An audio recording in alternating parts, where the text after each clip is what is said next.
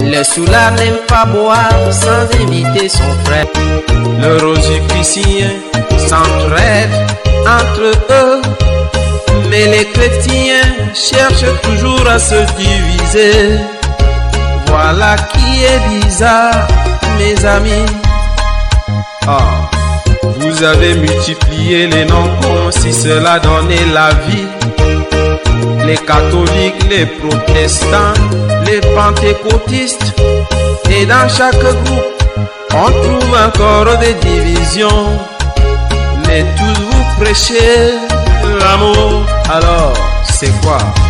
Oui, frère Junior, la prédication est bien, mais elle est bien million là aussi.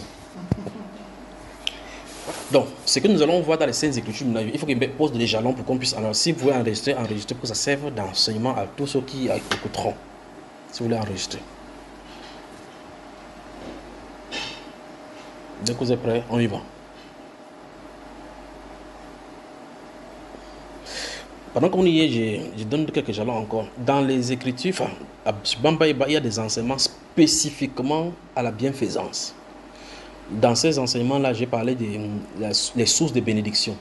Il y en a première, deuxième, troisième partie, les sources de bénédiction où j'ai retracé comment Dieu bénit les gens, quelles sont les sources de bénédiction. J'ai parlé des pauvres, les orphelins, les veuves, les étrangers, et ainsi de suite, qui sont les banques de Dieu. De l'autre côté, De l'autre côté, la Bible nous présente la façon de s'aimer. Ceux qui sont censés s'aimer, ceux qui sont censés gérer les semences, et ainsi de suite. Je crois que si je vais lire Actes des Apôtres chapitre 2 et suivant, et après Romains. Et puis les autres, je vais faire le commentaire en donnant des références que vous pourrez vérifier. Il y a une norme normale dans la marche de l'Église. L'apôtre Paul, mon grand frère, appelle cela la colonne et l'appui de la vérité. Quand on parle de colonne, c'est ce qui soutient. Parce qu'une maison est soutenue par des colonnes, par des fondations. Quand une maison n'est pas bien fondée, il y a la colonne, quelques tremblements, et puis la maison va s'écrouler. Donc la colonne et l'appui de la vérité, on dit c'est l'Église. Donc c'est l'Église qui est la colonne et l'appui de la vérité. Et par conséquent, l'Église est régorgée, est bâtie sur des doctrines des apôtres dans lesquelles se baignent toutes les fondations, les constructions plus tard. Si une construction vient plus tard et qui est contraire à la fondation, et je ne suis pas le modèle, il y a un problème, il y a un décalage. Alors, si on met une fondation de la maison, on a de continuer si même la personne qui a mis la fondation n'est plus là, il suffit pour un bon maçon de continuer en suivant la fondation de tracé. C'est ce que mon grand frère disait dans 1 Corinthiens 3, qu'il a mis la fondation comme un sage architecte et on est bâti dessus. Il était conscient du fait que ce qu'il faisait, c'était la fondation. Il ne construisait pas la totalité de la maison. Mais il dit qu'un autre bâtit dessus. Mais il dit que chacun prenne garde de la manière dont on bâtit dessus. Donc si l'apôtre, mon grand frère, dit que chacun prenne garde de la manière dont on bâtit, il était conscient du fait que les gens peuvent venir suivre une autre fondation. Venir suivre notre direction, notre construction. Et donc, comme il y a un modèle, comme le fut le cas de Moïse, comme il y a un modèle exemplaire à donner, il faut une vision des tabernacles initial. Ça, c'est très important. Il faut une vision des tabernacles. C'est pour ça que dans le désert, il fallait que Moïse soit là pour veiller à ce que les choses soient construites d'après le modèle qu'on lui a montré sur la montagne. Dieu fonctionne d'après un modèle. Et ce modèle-là, il communique aux gens ou bien à quelqu'un sur la terre dont tu veux la reproduction. Quand quelqu'un dit tout simplement que non, l'important c'est de construire une maison à Dieu. Ce n'est pas l'important c'est de construire, mais c'est de construire à la manière de Dieu, selon un exemplaire. Parce que si tu ne peux pas construire ce que Dieu n'a pas dit, tu seras en train de faire ce qui vient de toi, pas ce qui vient de Dieu.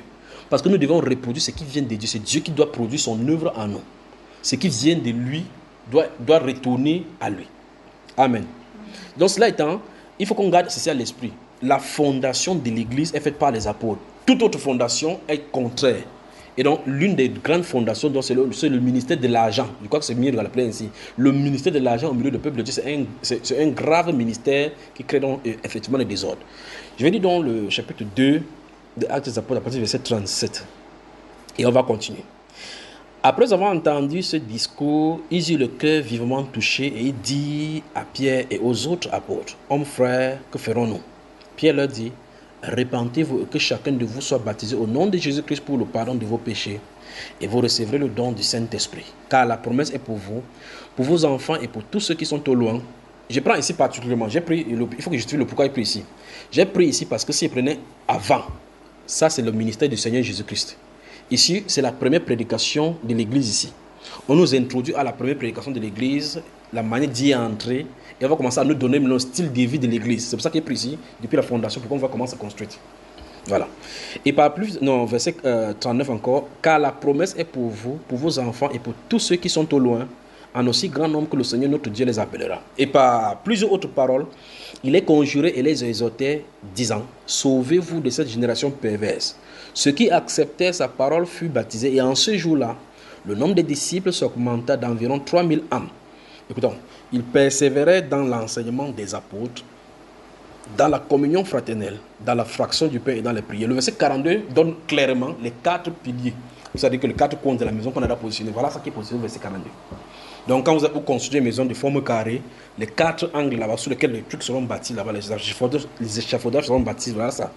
Donc les bases de l'église primitive sont les enseignements des apôtres.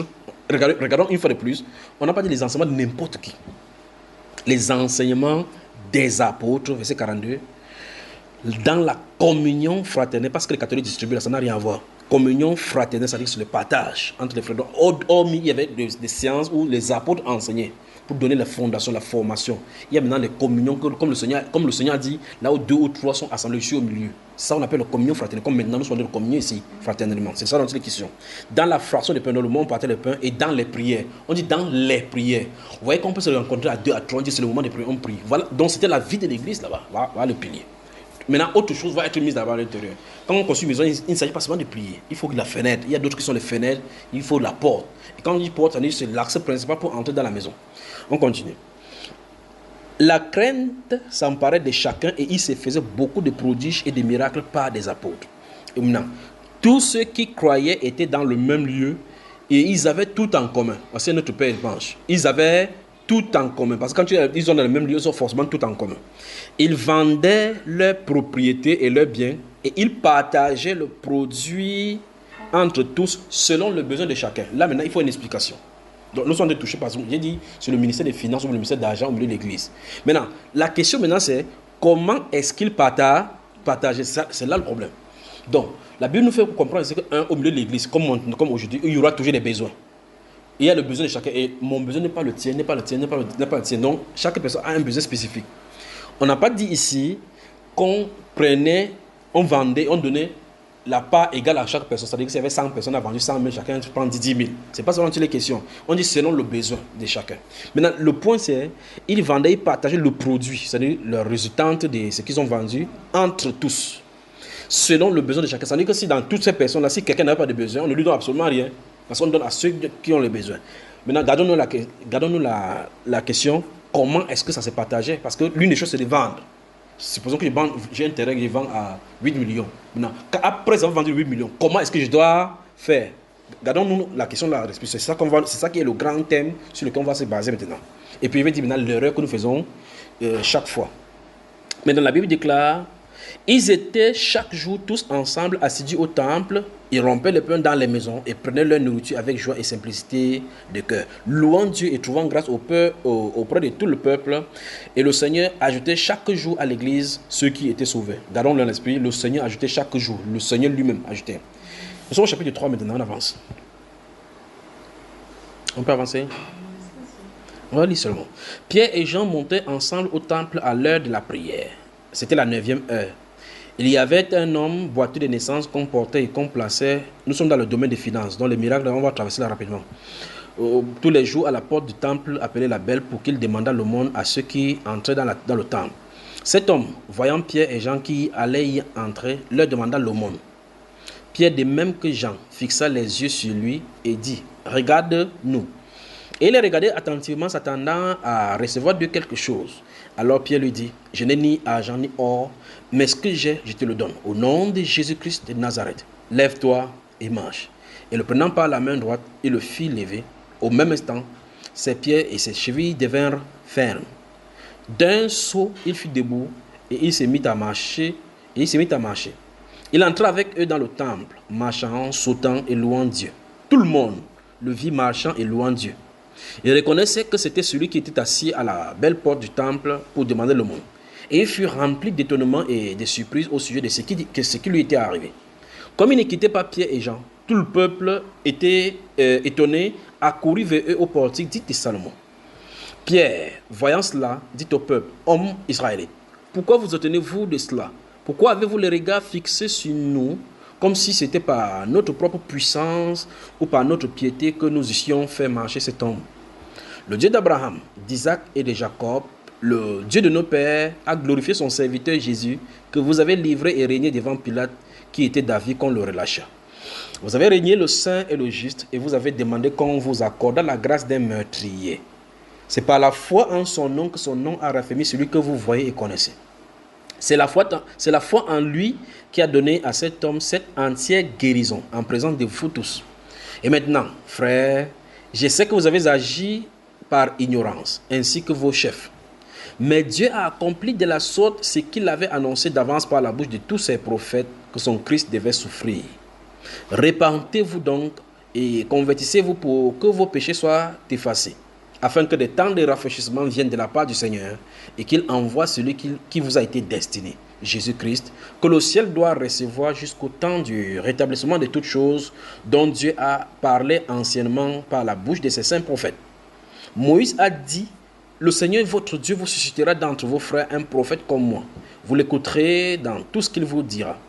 Et quiconque n'écoutera pas ce prophète sera exterminé du milieu du peuple. Tous les prophètes qui ont successivement parlé depuis Samuel ont aussi annoncé ces jours-là. Vous êtes les fils des prophètes et de l'alliance que Dieu a traitée avec nos pères en disant à Abraham, toutes les familles de la terre seront bénies en ta postérité. C'est à vous, premièrement, que Dieu, ayant suscité son serviteur, l'a envoyé pour vous bénir en détournant chacun de vous de ses iniquités. Chapitre 3, d'accord? On continue, chapitre 4. Tandis que Pierre et Jean parlaient au peuple, suivant les sacrificateurs, le commandant du temple et les Sadducéens, mécontents de ce qu'ils enseignaient le peuple et annonçaient en la personne de Jésus la résurrection des morts. Il mit les mains sur eux et il les jetait en prison jusqu'au lendemain, car c'était déjà le soir. On a dit au préalable, au chapitre 3, verset 1, qu'ils étaient à 9h, aux environs de 15h. Donc le temps de faire les échafaudages, les prières, au là-bas, 16h, 17h, 18h, c'est arrivé. Maintenant, verset 4. Cependant, beaucoup de ceux qui avaient entendu la parole crurent et le nombre des hommes s'élevait à environ 5000. Le lendemain, les chefs du peuple, les anciens et les scribes s'assemblaient à Jérusalem, avec Anne, le souverain sacrificateur, Caïphe, Jean, Alexandre et tous ceux qui étaient de la race des principaux sacrificateurs. Ils firent placer au milieu de Pierre et Jean et leur demandèrent par quel pouvoir ou au nom de qui avez-vous fait cela? Alors Pierre, rempli du Saint-Esprit, leur dit, chef du peuple et ancien d'Israël, j'aime ça. Puisque nous sommes interrogés aujourd'hui sur un bienfait accordé à un homme malade, afin que nous disions comment il a été guéri, sachez-le tous et que tout le peuple d'Israël le sache. C'est par le nom de Jésus-Christ de Nazareth que vous avez crucifié et que Dieu a ressuscité des morts. C'est par lui que cet homme se présente en pleine santé devant vous. Jésus est la pierre rejetée par vous qui bâtissez et qui est devenue la principale de l'angle. Il n'y a de salut en aucun autre, car il n'y a sous le ciel aucun autre nom qui était donné parmi les hommes par lequel nous devions être sauvés. Lorsqu'il vit l'assurance de Pierre et de Jean, il fut étonné, sachant que c'étaient des hommes du peuple sans instruction, et il les reconnut pour avoir été avec Jésus. Mais comme il voyait là près d'eux l'homme qui avait été guéri, il n'avait rien à répliquer. Il leur ordonnait de sortir du Sanhédrin, et ils délibéraient entre eux, disant, que ferons-nous à ces hommes? Car il est manifeste, il est évident pour tous les habitants de Jérusalem qu'un miracle signalé a été accompli par eux. Et nous ne pouvons pas le nier, c'est terrible les hommes. Mais afin que la chose ne se répande pas davantage parmi le peuple, défendons-leur avec menace de parler désormais à qui que ce soit en ce nom-là. Et les ayant appelés, il leur défendit absolument de parler et d'enseigner au nom de Jésus. Pierre et Jean leur répondirent, jugez s'il est juste devant Dieu de vous obéir plutôt qu'à Dieu. Car nous ne pouvons pas ne pas parler de ce que nous avons vu et entendu. Il leur fit de nouvelles menaces et les relâchèrent, ne sachant comment les punir à cause du peuple, parce que tous glorifiaient Dieu de ce qui était arrivé. Car l'homme qui avait été l'objet de cette guérison miraculeuse était âgé de plus de 40 ans. Après avoir été relâchés, ils allaient vers les leurs et racontaient, écoutez bien ça, vers les leurs, et racontaient ce qui leur était arrivé. Et racontaient tout ce que les principaux sacrificateurs et les anciens leur avaient dit. Lorsqu'ils l'eurent entendu, ils élevaient à Dieu la voix tous ensemble et dirent, Seigneur, toi qui as fait le ciel, la terre, la mer et tout ce qui s'y trouve, c'est toi qui as dit par le Saint-Esprit, par la bouche de notre Père, ton serviteur David, pourquoi ces tumultes parmi les nations et ces vaines pensées parmi les peuples? Les rois de la terre se sont soulevés et les princes se sont ligués contre le Seigneur et contre son oint. En effet, contre ton saint serviteur Jésus que tu as un, Hérode et Ponce Pilate se sont ligués dans cette ville avec les nations et avec les peuples d'Israël pour faire tout ce que ta main et ton conseil avaient arrêté d'avance. Et maintenant, Seigneur, vois les menaces et donne à tes serviteurs d'annoncer ta parole avec une pleine assurance en étendant ta main pour qu'ils se fassent des guérisons, des miracles et des prodiges par le nom de ton saint serviteur Jésus. Quand ils eurent prié, le lieu où ils étaient assemblés trembla. Ils furent tous remplis du Saint-Esprit et ils annonçaient la parole de Dieu avec assurance. La multitude de ceux qui avaient cru n'était qu'un cœur et qu'une âme. Nul ne disait que ses biens lui appartinssent en propre, mais tout était commun entre eux. Donc, dans la foi parfaite de l'originel, la parole de Dieu, il n'y aurait pas de séparation dans le partage. Parce que là, il n'y a pas de l'esprit mauvais. On va aller jusqu'à voir l'esprit là où l'esprit mauvais entre. Et le pourquoi ça se fait comme ça. Pourquoi le Saint-Esprit a donné cet account. Account, c'est en français ou c'est en anglais. C'est compte rendu dans les Saintes Écritures pour nous permettre d'avoir le picture, l'image, vous voyez ça dans la globalité. La vue d'ensemble. Merci ma soeur. Ouf, l'anglais français là. Ah. Verset 32. La multitude de ceux qui avaient cru n'était qu'un cœur et qu'une âme. Nul ne disait que ses biens lui appartiennent en propre, mais tout était commun entre eux. Les apôtres rendaient avec beaucoup de force témoignage de la résurrection du Seigneur Jésus, et une grande grâce reposait sur eux tous, car il n'y avait parmi eux aucun indigent. Vous y êtes? Il n'y avait parmi eux aucun indigent. Tous ceux qui possédaient des champs, c'était nécessaire qu'ils prennent depuis le début, qu'on voit l'histoire de l'Église. Tous ceux qui possédaient des champs faisaient quoi? Ou des maisons, les vendaient. Vous voyez qu'initialement, nous avions posé une question là-bas, parce qu'on a dit tout à l'heure que les gens vendaient les propriétés et faisaient la distribution à tout le monde. Mais j'ai posé la question, c'est juste un compte rendu. On s'est dit qu'ils vendaient et distribuaient. Mais comment, dans le cadre pratique, comment pratiquement, comme je dis tout à l'heure, quand quelqu'un vend par exemple un champ, il vend à 8 millions. Comment est-ce qu'il fait que pour donner les 8 millions là aux gens? Je ne sais pas si je comprends, parce qu'on a dit qu'on partageait selon le besoin de chacun. La question c'est, après avoir vendu, oui, on a cela. Comment est-ce qu'on fait pour donner entre les gens, pour que les gens puissent avoir cela?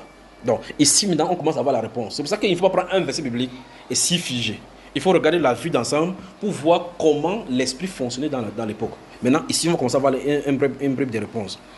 Il dit, verset 34 encore, car il n'y avait parmi eux aucun indigent. Tous ceux qui possédaient des champs ou des maisons les vendaient. On se réfère exactement à ce qu'on a dit dès le départ.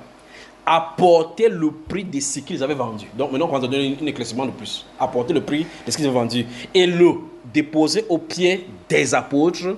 Et l'on faisait des distributions à chacun selon ce qu'il en avait besoin. Tu vois, on a maintenant réclairci. Enfin, réclairci. Bon, même si ça se dit pas, ça se dit là maintenant. On a encore éclairci maintenant ce qu'on a dit dès le départ, qu'on vendait, on faisait la distribution. Donc c'est la même chose ici. Donc on commence à répondre.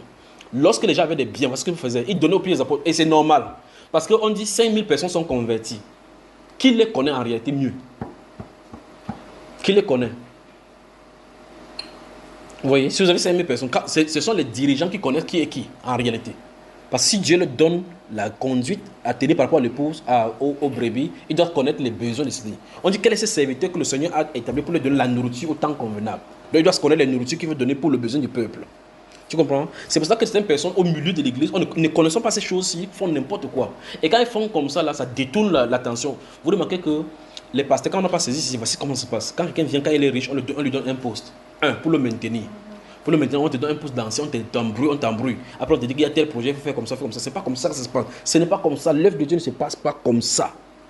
Donc même quand tu as la bonne volonté, même pour le faire, étant même dans le ministère de donner ou de libéralité, tu peux arriver à murmurer dans l'œuvre de Dieu parce qu'on t'a indiqué que tu fasses ça mal.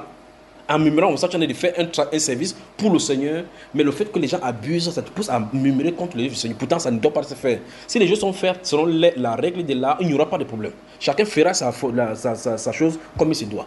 Maintenant, on dit ici que les gens vendaient leurs propriétés, venaient déposer au pied des apôtres et on fait la distribution. On va voir plus tard maintenant, lorsqu'on continue, que ça a créé effectivement un problème. Et puis, on a mis maintenant les choses comme il se doit. Continuons seulement. Donc, j'avance maintenant en répondant à une question. On a répondu que lorsqu'il y avait des choses, c'est au pied des apôtres qu'on déposait. Mais jusque-là, on n'a pas dit qui le faisait. D'accord? On n'a pas dit qui le faisait. On dit, on les déposait, verset 35, on les déposait au pied des apôtres. Parce que c'est eux qui étaient les premiers responsables de l'église. Et l'on faisait, on a dit l'on.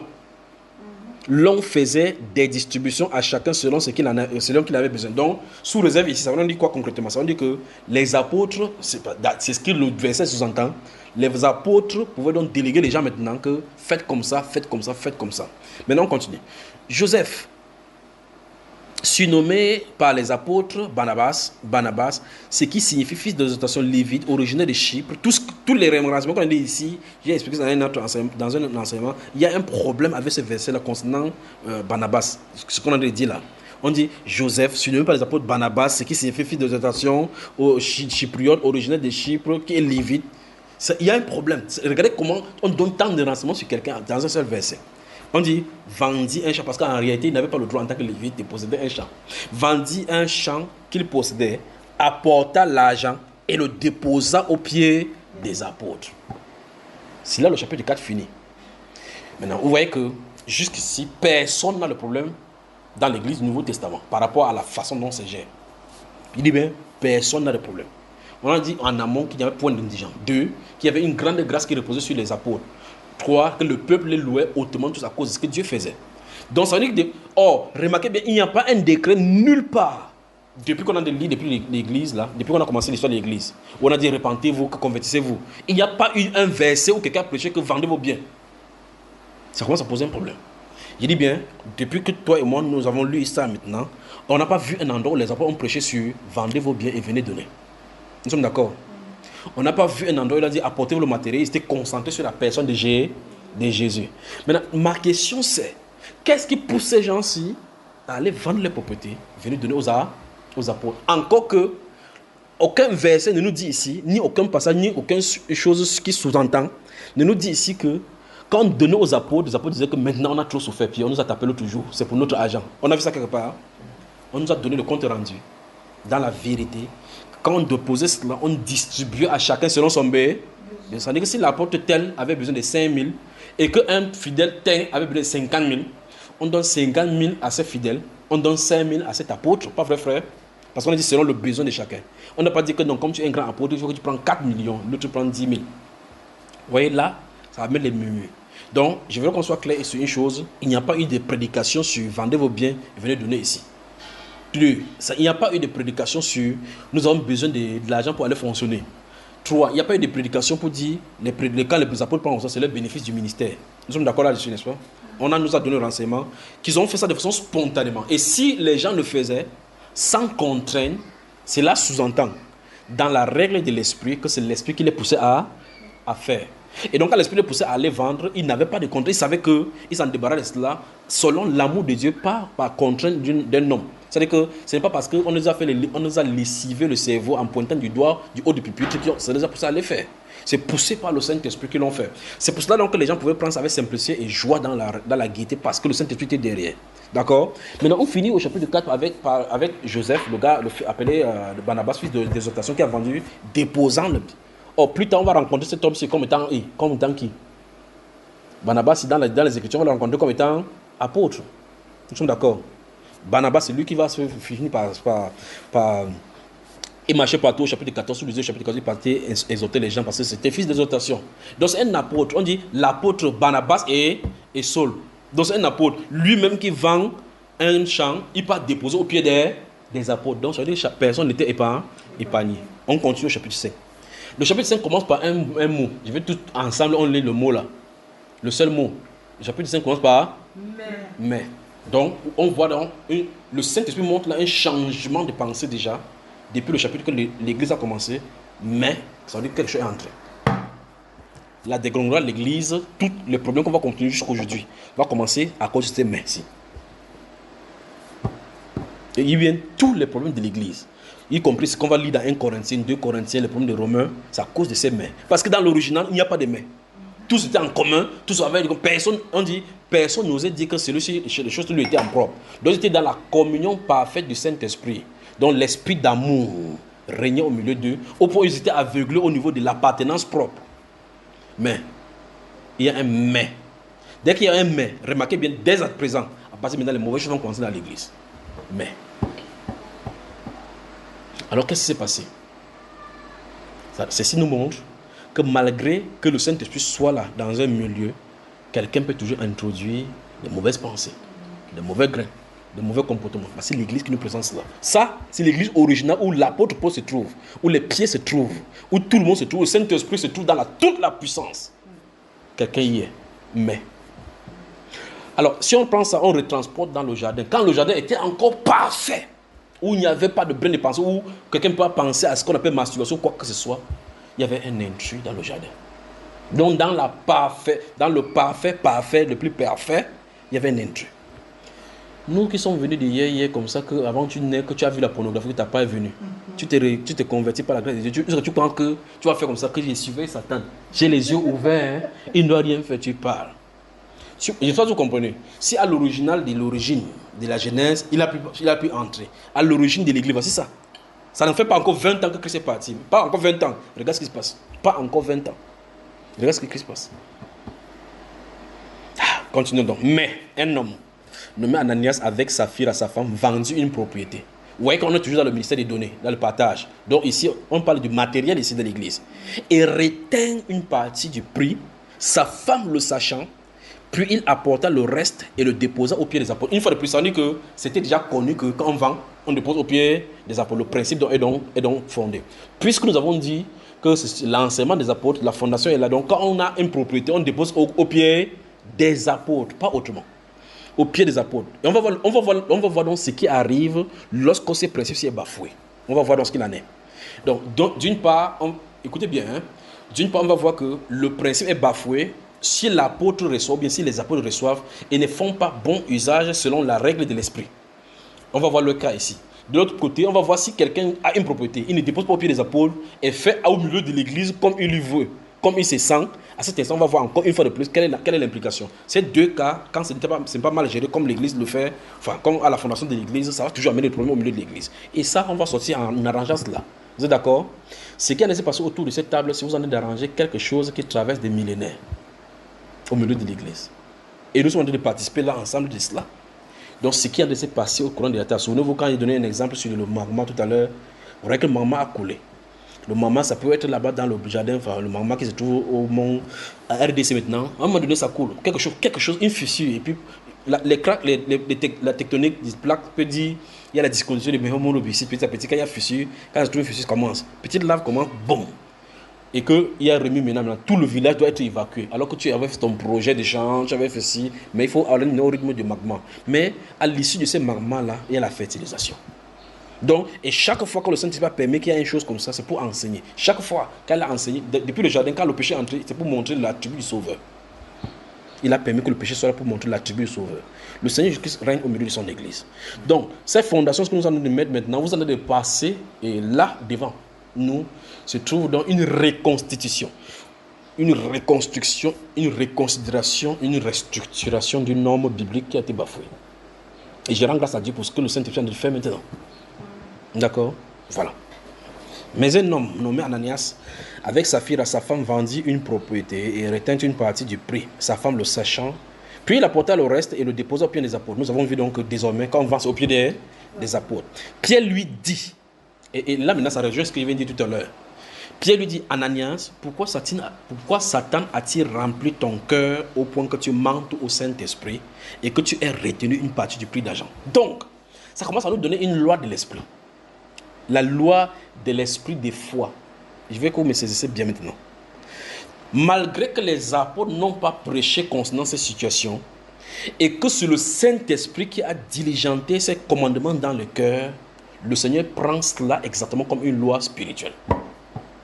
Parce que plus tard, l'apôtre Paul va dire ceci. Voici ce que l'apôtre Paul va dire, que celui qui ne travaille pas, ne mange pas non plus. Vous avez remarqué cela? Que celui qui ne travaille pas ne mange pas non plus. Celui qui sème peu moissonnera peu.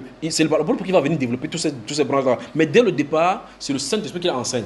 Et dans 1 Corinthiens chapitre 1 Thessaloniciens chapitre 4, l'apôtre Paul va dire au verset 8 à 11 que vous avez appris de Dieu lui-même à comment vous aimez les uns les autres. Vous voyez cela? Donc quand il dit vous avez appris de Dieu lui-même, il parle aux Thessaloniciens. Donc ça veut dire que cette prédication, personne ne leur a donné cela. Il dit vous avez appris de Dieu lui-même à vous aimer les uns les autres. Et votre amour a été de telle enseigne que ça se reflète dans le monde entier. Ceux de la Macédoine et de la Caïe tout entière en ont profité. Et votre foi est renommée dans le monde entier. Qu'est-ce que ces gens-ci ont fait? Il dit ayant soutenu les frères dans le monde entier. Donc la manifestation au travers de leurs biens matériels, qu'on transportait cela pour aller donner à certains frères, ils montrent. L'apôtre peut dire que c'est Dieu qui leur a appris ça. Donc, vous remarquez qu'il y a des commandements que quelqu'un n'a pas besoin de prêcher la Bible pour recevoir. Le Seigneur lui donne le commandement sur le cœur, comment faire. Donc, maintenant, en amont, on a vu, depuis le chapitre 2, qu'on ne voyait nulle part où les apôtres ont prêché cela. Mais que subitement, les gens le faisaient de façon spontanée. Donc, c'était un commandement du Saint-Esprit sur le cœur. Autrement dit, c'est Dieu qui avait mis ça sur le cœur des gens de faire. Maintenant, l'apôtre Paul, Pierre veut nous montrer, c'est qu'il dit comment Satan a-t-il rempli ton cœur? Vous voyez cela? Donc, il y a un remplacement sur le cœur. Le commandement a été donné au cœur de quelqu'un, il a obtempéré pour Satan. Donc pendant que Dieu inspire dans notre cœur, c'est pour ça que tu vas aller quelque part, Dieu te dit, dans ton cœur, il te donne la goutte d'eau que tu as entre les mains, à telle personne. Tu sens cette pression là dans le cœur, tu penses, donne-lui cela. Tu dis, mais et puis Satan vient maintenant en charge. Tu donnes ça, tu bois quoi? Ce n'est que ce qu'il te reste. Tu fais comme ça, tu meurs. Il ne faut pas aimer quelqu'un plus que toi. Mais Jésus ne gagne pas de plus grand amour que de donner sa vie pour ses propres amis. Tu comprends que les deux voix commencent à parler sur le cœur. La tentation commence. Maintenant, le fait maintenant que tu n'obéis pas au commandement de Dieu, de donner, si tu as obtempéré pour Satan, le Saint-Esprit s'éteint. Après, quelqu'un va prier plus tard qu'il n'entend pas sa voix. Comment il fait pour avancer? Parce que tu as été insoumise pour une petite chose. Il a dit que si quelqu'un est insoumise, infidèle pour les moindres choses, qu'il le confiera des grands. C'est pour ça que souvent, il faut obéir à l'injonction du Saint-Esprit, même si ton raisonnement semble que tu contrastes là. Mieux, tu obéis au Saint-Esprit avant de te tromper que de ne pas obéir du tout. La plus grande des choses, c'est la désobéissance. Beaucoup de personnes ont cessé d'écouter la voix de Dieu à cause d'une simple désobéissance. Et quand ils remarquent ces choses-là, ils remarquent que c'est sur une petite chose que Dieu leur a demandé de faire quelque chose. Parce que les gens entendent toujours qu'il faut que Dieu m'envoie aller ressusciter un mort pour qu'on voie la gloire de Dieu. Or, Dieu peut tout simplement te dire, déplace cette goutte-ci, là, et dépose là. Et puis là, en toi que ça se passe, tu n'entends pas une fois audible. Ça, c'est à l'intérieur que ça se passe. Tu es en train de faire une chose et puis une pensée te vient. Que fais telle chose. Sans que tu ne sois en train de penser dessus, mais c'est moi qui suis en train de penser. Quand tu es en train de penser, tu parles de la réflexion. Mais quand c'est fait de façon spontanée, quelqu'un a déposé la pensée en toi. Le plus grave maintenant, c'est que quand la pensée peut être déposée par Dieu, comme par Satan, dans la même chose, dans le même siège. Mais comment savoir ce qui vient de Dieu? Ce qui vient de Dieu, la Bible dit que c'est pur, conciliant. Vous voyez cela, n'est-ce pas? Donc, quand tu regardes que la pensée que je n'ai pas perverse, ça ne crée pas de problème aux gens. Ce n'est pas contraire au commandement de Dieu. Il faut obéir. C'est pas ce que vous comprenez. Parce que sa voix marche d'après sa parole. Amen. Alors donc, la Bible déclare qu'après avoir vendu, il retient une partie du champ. On commence à mettre des protagonistes en eux. On dit sa femme le sachant. Donc elle était au courant. La femme qui devait, dans l'un des enseignements que nous avons fait ici concernant le réveil, avant le réveil, le Saint-Esprit a dit de faire venir les femmes parce qu'elles peuvent conseiller leur mari. Elles peuvent amener le mari à prendre des bonnes décisions. Parce que quand elles disent les bonnes décisions, le Seigneur passe facilement par les femmes. Quand quelqu'un est marié, le Seigneur, sachant que nous sommes têtus les hommes, passe généralement, et à 90% des fois, passe par les femmes pour nous donner les bons conseils. C'est pour ça que tu peux dormir, tu ne rêves pas, ta femme rêve. Parce qu'elle a la direction. Elle est le socle spirituel de la famille pour permettre la canalisation du Saint-Esprit dans la vie. Vous suivez? Et je crois que dans cet enseignement, j'ai pris le cas de Pilate et de sa femme. C'est l'un des bons exemples pour montrer clairement que tu peux crucifier Christ comme tu peux le relâcher. Il était là de la nuit, il devait aller prendre la décision demain pour crucifier le Christ. La femme envoie lui dire, parce qu'il était déjà au tribunal assis là-bas, il dit, allez dire que j'ai souffert toute la nuit, qu'il n'est rien à faire avec ces justes-là. Sa femme lui dit que, tonton Pilate, ta femme a dit qu'il a rêvé là, que tu as de faire une mauvaise décision concernant l'homme que tu as de faire est juste. Le bon sang voudrait dire, viens ma femme, alors donne-moi une minute, viens là-bas. Chérie, dis-moi le rêve que tu as eu. J'ai été vu en nuit en train de prendre une décision concernant quelqu'un, il n'a rien fait, on va faire comme ça, le but c'est que tu les livres entre les mains, tu les tues. Il devait donner l'explication. Elle a dit, les femmes dérangent. Elle avait sous-en femme des excuses de l'autre côté là-bas. D'abord, elle a la réunion là-bas. Elle dérange donc. Femme dérange. Oui, c'est vrai qu'elle dérange. Mais il y a des fois où Dieu passe par elle. Et à 90% des fois, Dieu passe par elle pour parler à leur mari. Amen. Amen. Que Dieu nous donne des femmes sages. Amen. Que Dieu nous donne des femmes sages, des femmes vertueuses. Amen. Quand une femme est vertueuse et qu'elle aime le Seigneur, son cœur est ouvert pour recevoir l'Esprit. Nous, on a le cœur dur. Le cœur des... Pour que ça observe les commandements. C'est pour ça que vous allez voir, quand vous êtes dans la prière, on prie, on fait un plan. Tu entends les femmes faire... Parce que son esprit, Dieu l'a créé réceptacle. Tu lui donnes n'importe quoi, elle multiplie. Tu donnes un spermatozoïde, elle te sort 3 enfants. Elle est faite pour multiplier. Quand un ovaire sort, ça commence à multiplier, ça sort de ce côté, ça sort de ce côté, ça multiplie. Tu comprends mon frère? Donc, Dieu a fait de la femme un tabernacle de multiplication. Quand tu veux multiplier quelque chose, c'est à elle qu'il faut donner. Elle a décidé, elle a des esprits. Donc je m'en tiens ici pour montrer clairement la gravité de ce que Saphira a fait dans la vie d'Ananias. Tu vois cela? On dit sa femme le sachant. On dit il retint, sa femme le sachant. Donc c'est lui qui a pris la décision de le faire. Sa femme était au courant. Il lui dit non chérie, ne faisons pas comme ça. Si elle n'était pas d'accord, celui-là mourrait seul. Regardons le cas encore une fois plus d'un couple, Nabal et Abigail. Nabal, vous connaissez l'histoire de Nabal dans 1 Samuel chapitre 25. David était en cavale, il est dans le champ, ses bergers, les bergers de Nabal, c'était un riche de pays. C'est des bergers venaient faire tourner les brebis là-bas. Étant en cavale, il pouvait, comme étant un chat bandit, quelqu'un qui est dans la nature, prendre n'importe quel brebis là-dessus. Mais il a vu que ce serait injuste en tant que roi de faire de ces choses sur les gens. Malgré qu'il était en cavale, il ne peut pas faire ces choses. Le moment venu, il est dans le besoin, il envoie dire à Nabal que il donne la paix, ainsi de suite. Donne-nous un peu de brebis parce que nous, mes hommes, ont faim. On nous avons été, si on n'a pas obstrué quoi que ce soit, s'il te plaît. Donc il venait diplomatiquement. Le monsieur a dit, il a fait manger sa viande. Qui est David, qui est le fils d'Isaïe. Il y a des gens ici qui fuient leur maître. Ils sont de je ne sais où, qui donnent mes brebis à moi. Il dit, ces brebis, ne se connaissant pas qu'il a parlé comme ça loin de l'Éternel. Vous savez ce que David a dit? Il dit que Dieu me traite dans toute sa rigueur si d'ici la lumière du matin, quelqu'un qui vit dans la maison de Nabal se trouve là-bas encore vivant. Donc il devait tuer les hommes, femmes, travailleurs, enfants, tout le monde à cause de cette voie-là. Il était en route là, plus de 400 personnes pour foncer là-bas. Un serviteur a entendu ces choses-là. Il n'a pas allé vers Nabal. Il allait vers Abigail. Dis Abigail. Dis que Abigail. Voilà, la femme de Nabal. Donc, nous voyons que je viens de donner le cas de quelqu'un une femme qui habite vers quelqu'un qui a de grandes décisions à prendre. Maintenant, il vient de prendre une femme qui habite chez un homme qui a de l'argent et qui est bougrement riche, mais il s'en fout de Dieu. D'accord? Ils sont de prendre ces deux cas pour. Il va finir dans le Nouveau Testament. Et puis, cet homme-là vient lui dire que Nabal, ton mari, est tellement méchant qu'on n'ose pas lui parler. Donc, même ses serviteurs connaissaient qu'il était un homme méchant. Il lui explique ce qui s'est passé, comment David a envoyé les... Comme il l'a dit. La femme lui a dit que la résolution de la tuerie de ta maison est résolue par David. Fais quelque chose maintenant pour cela. Il a pris le pain, pris 200 pains, chauffé le viande, ainsi de suite, courir. Aller devant David, se prosterner. Il dit, à moi la faute. Waouh. Elle a dit que c'est à elle la faute. Tu entends ça, frère? Donc Abigail a pris la faute de la maison, que laisse mon mari, il est comme son nom. Il y a de la folie chez lui. C'est à cause de cette bon sens-là. David a dit que Dieu soit béni à cause des femmes. Tu es une femme de bon sens. C'est à cause de toi que Dieu a arrêté ce que je devais faire entre les mains. C'est que je devais finir toute la famille là-bas. Vous voyez comment la femme a délivré son mari. Maintenant, le problème, c'est qu'en rentrant de la maison, quand elle est rentrée de la maison, là, tu vends du bois. On a dit qu'elle a organisé des fêtes là-bas. Elle dit bois. Il dit, Abigail, tu étais où? La fête, ça se passe bien ici là. Il ne sachant pas ce qu'il y avait parce que son mari, sa femme ne lui avait pas dit. On dit que quand il est revenu du Sévère, il a bu ce qu'il a soulé. Quand il s'est levé le matin, boum. Abigail a dit que, hey, chérie, il dit oui. Quand tu parles bien jusqu'à ce que tu touches ton matériel, parce que ça passe tes matériel. Il dit que David devait nous tuer si j'ai donné la viande avec le brick. Il dit quoi, mon bien? Quand il a fait ça, la crise cardiaque, la Bible déclare son cœur est dur, devenu dur comme le caillou, la crise cardiaque. 10 jours après, la Bible déclare l'Éternel le frappa. Maintenant, regardons maintenant, il est mort 10 jours après. Tous ces biens qu'on demandait, il ne voulait pas donner. On peut faire de ça n'importe quoi, non? En tout cas, Abigail est parti, mais peut-être c'est même ses serviteurs qui ont profité de ça. Parce qu'elle est partie avec David courir partout dans le désert maintenant. Mais le point, c'est que David, la raison qu'il avait fait de tuer la maison, c'est passé par une femme pour être délivrée. C'est une femme qui a préservé la vie de tous ceux qui étaient là-bas. Maintenant, le Nouveau Testament dit dans 1 Pierre chapitre 3, verset 1, que femmes soyez soumises de même à vos maris, afin que quelques-uns ne gagnent pas le mari, ils soient gagnés par la conduite de leur femme. Vous voyez? Donc Dieu passe par la conduite de la femme pour gagner le mari. Parce que le mari a des caractères difficiles. Il dit, même ceux qui ne suivent pas la parole, qui soient gagnés sans parole, par la conduite de leur femme, en voyant votre manière de vivre chaste et réservée. Donc la femme est un tabernacle, un réceptacle et un multiplicateur. Bon, multiplicateur. Donc elle multiplie quoi? Elle est un facteur de multiplication. C'est pour ça que tu lui dis mouf. Tu crois que c'est fini. Le jour où vous avez un problème, tu dis, tu t'as retrouvé l'année, tu vas dire mouf. Je t'ai dit ça combien de fois? Il dit 4 fois. Tu donnes n'importe quoi, elle multiplie. N'importe quoi, elle multiplie. Tu t'amuses des jumeaux, elle te donne.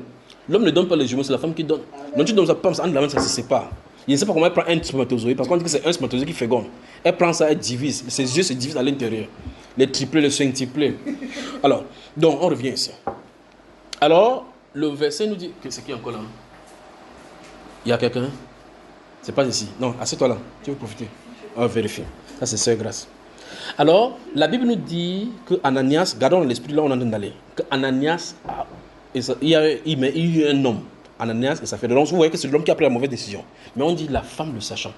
Donc, ça veut dire que dans le couple, la femme, on n'est pas obligé d'être synchronisé dans les mauvaises choses. Regardez la synchronisation d'Adam et Ève, ce qui nous est arrivé. Si une des personnes avait désobéi à Satan ou bien avait désobéi, ne pas prendre association de ces mal-là, on n'en serait pas aujourd'hui. Il y aurait une autre équation, enfin une autre solution aux problématiques qui étaient posées là-bas. Mais comme les gars étaient signés l'Indien jusqu'à la mort, ils nous ont entraînés tous à la mort. Même chose avec ce couple-ci. On ne doit pas s'associer comme ça. Voilà Abigail qui ne s'est pas associé là-bas et voilà ce qu'il en est. Voilà maintenant Pilate. Pilate a cru le lendemain, il allait laver la main. C'est pour ça que c'est pas on a lavé la main qui a fait. Parce qu'après avoir lavé la main, il a dit qu'on le fouette.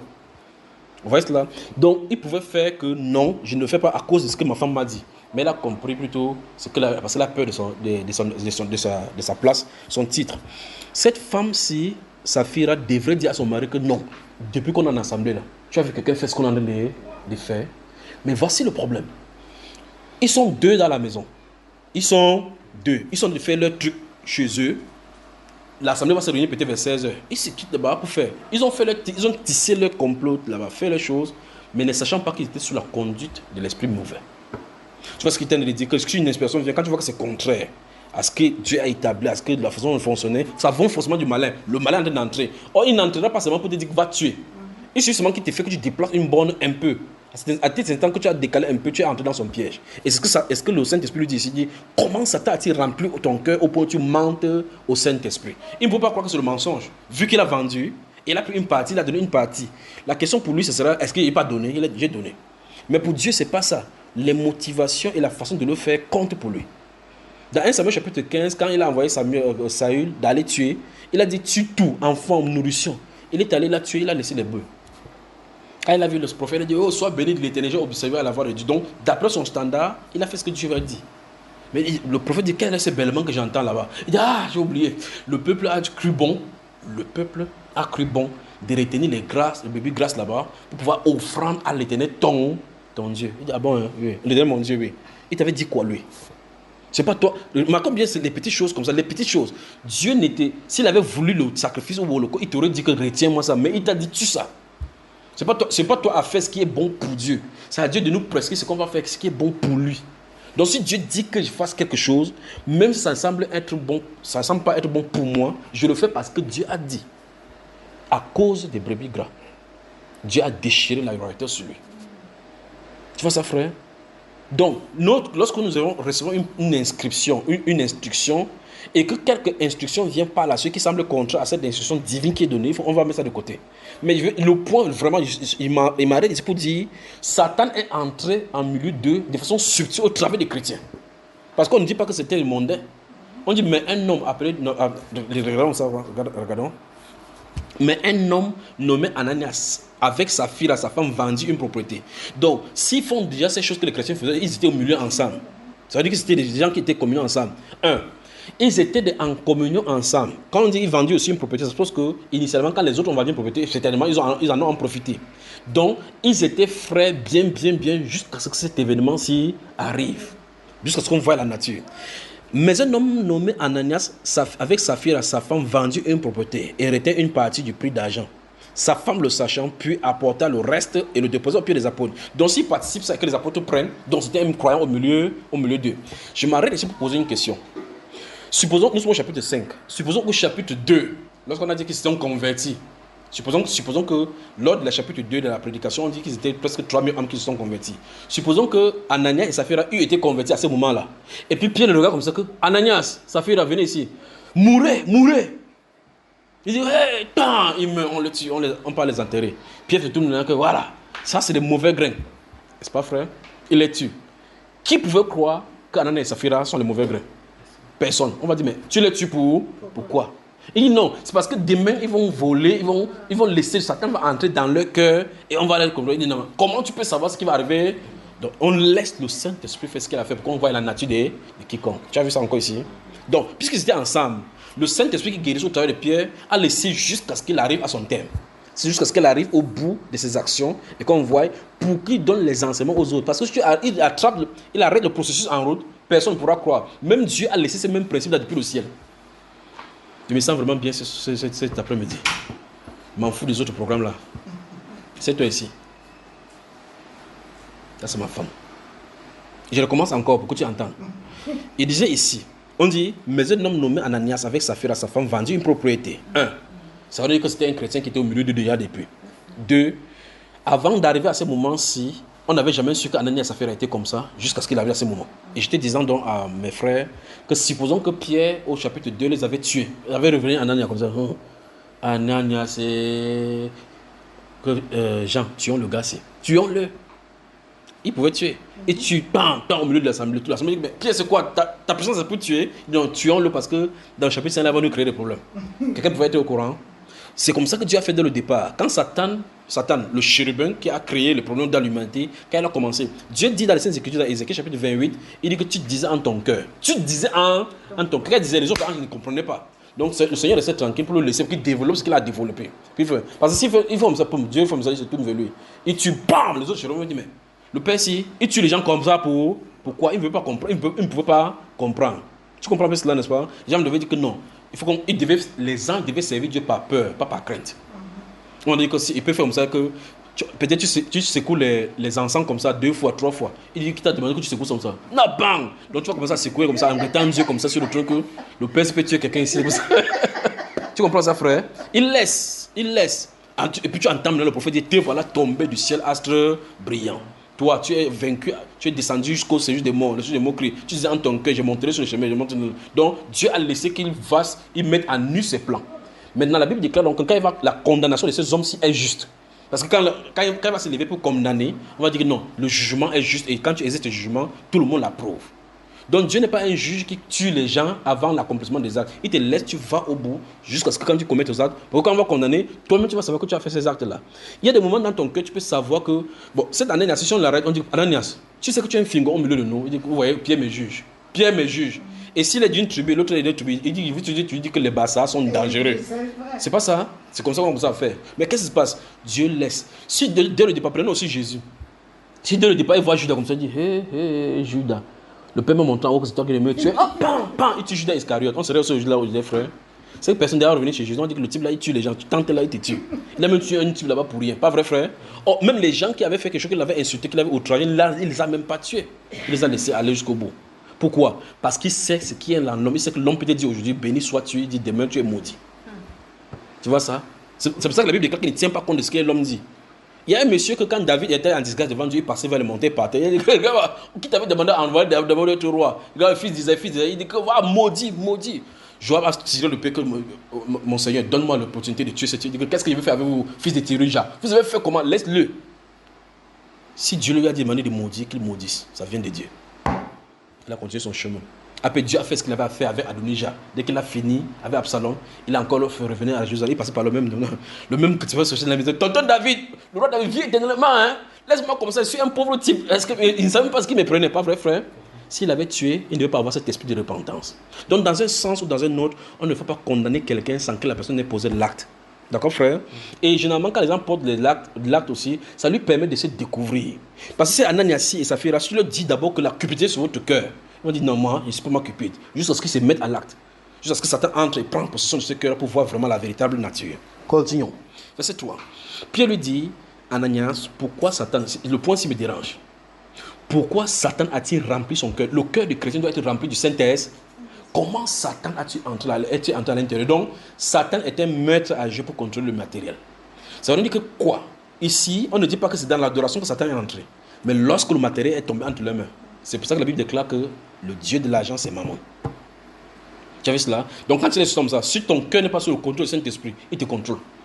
C'est pas si tu comprends. Or, quand il a fait ça, mon problème c'est ceci. C'est pas qu'il a pris l'argent de quelqu'un, il n'a pas volé. C'est pour lui. C'est ça le vrai problème. C'est-à-dire qu'après avoir vendu la goutte, si c'est mon argent, vous pouvez décider de faire de ça n'importe quoi qu'il fait. Mais la façon de faire, de cacher comme ça là, pour que, je crains le lendemain, je cache ceci au cas où, je vais leur donner ceci pour qu'ils se partagent. C'est comme ça, si c'est fort sur eux, moi j'ai quand même mes réserves.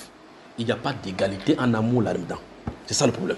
Tu vois, pourtant, eux, ils ont mangé. Quand ils mangeaient la participation des autres, quand les autres avaient vendu, les gens n'avaient pas fait ça. Donc, c'est ça la subtilité. Et vous voyez que, normalement, il n'y a pas une loi qui condamne ça, mais la loi des intentions machiavéliques, c'est là-dedans. C'est pour ça qu'il parlait donc de la loi de la foi, la loi de l'amour. Donc, cet amour-là veut que je sois pur envers toi, tu sois pur envers moi. Or, je dois vérifier que je suis pur envers toi, pas vérifier que tu sois pur envers moi, parce que toi, en tant que chrétien, tu dois vérifier de autant. C'est ça qui fait l'harmonie. Je ne dois pas commencer à te suspecter. Si un chrétien commence à vivre en suspectant l'autre, c'est qu'on n'est plus dans le royaume de l'amour, on est dans le royaume, il n'est rien.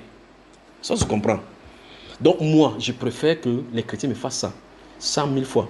Le principe spirituel que c'est que ce que tu me fais, ça, c'est pas moi que tu as fait. Tu as fait ça à Jésus. Et je prêche ça, je dis, sachez que vous faites quelque chose de mal à un enfant de Dieu. Ce n'est pas à Dieu, lui que vous avez fait ça à son Père. Il va vous demander de compte. Et si vous êtes un même fils des mêmes parents, il va vous amener sur la table. Vous allez devoir vous expliquer devant lui.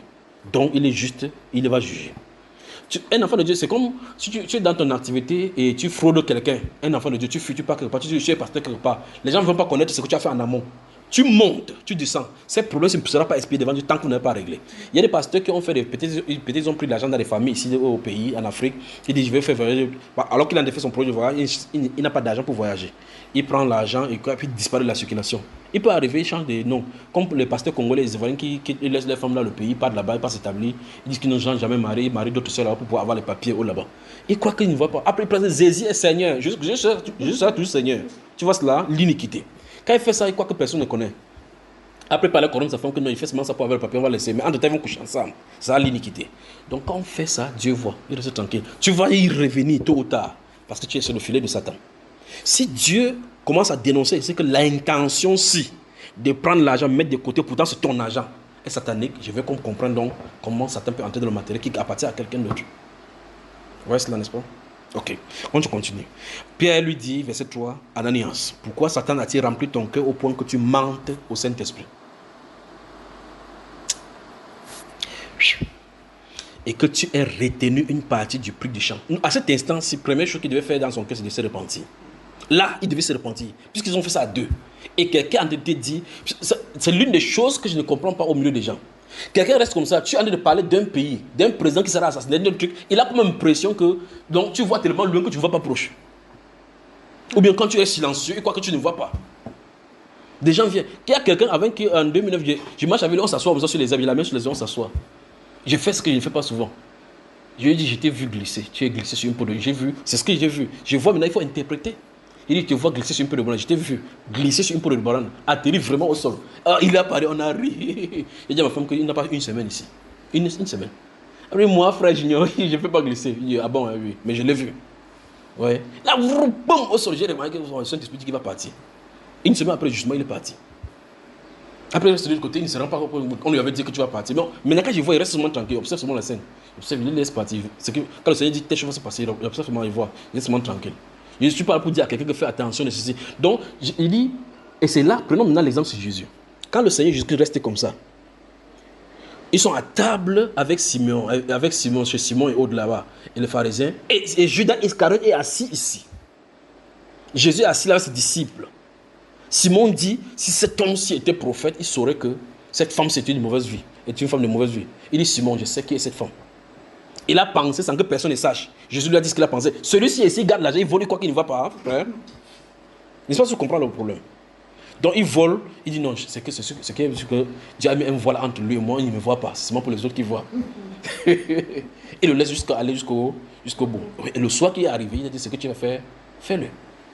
Ce n'est pas à cet instant qu'il a su que c'était lui.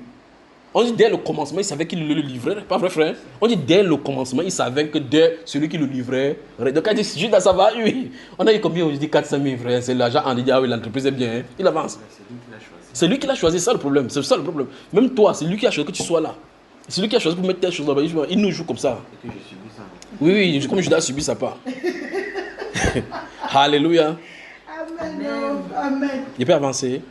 Alors, donc, regardez.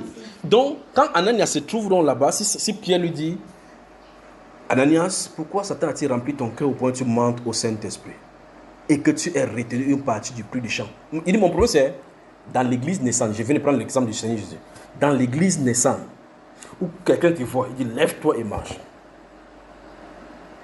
Tu es à côté, tu es en train de mentir au Saint-Esprit. Il pense qu'il ne voit pas. Il dit, le verset 3, c'est comme ça. Dès ce verset 3, Ananias devait dire, ah Seigneur, pardonne-moi, je ne sais pas ce qu'il m'a pris, il va aller apporter les gens. Tu appelles Ananias, il devait prendre le cellulaire d'époque là.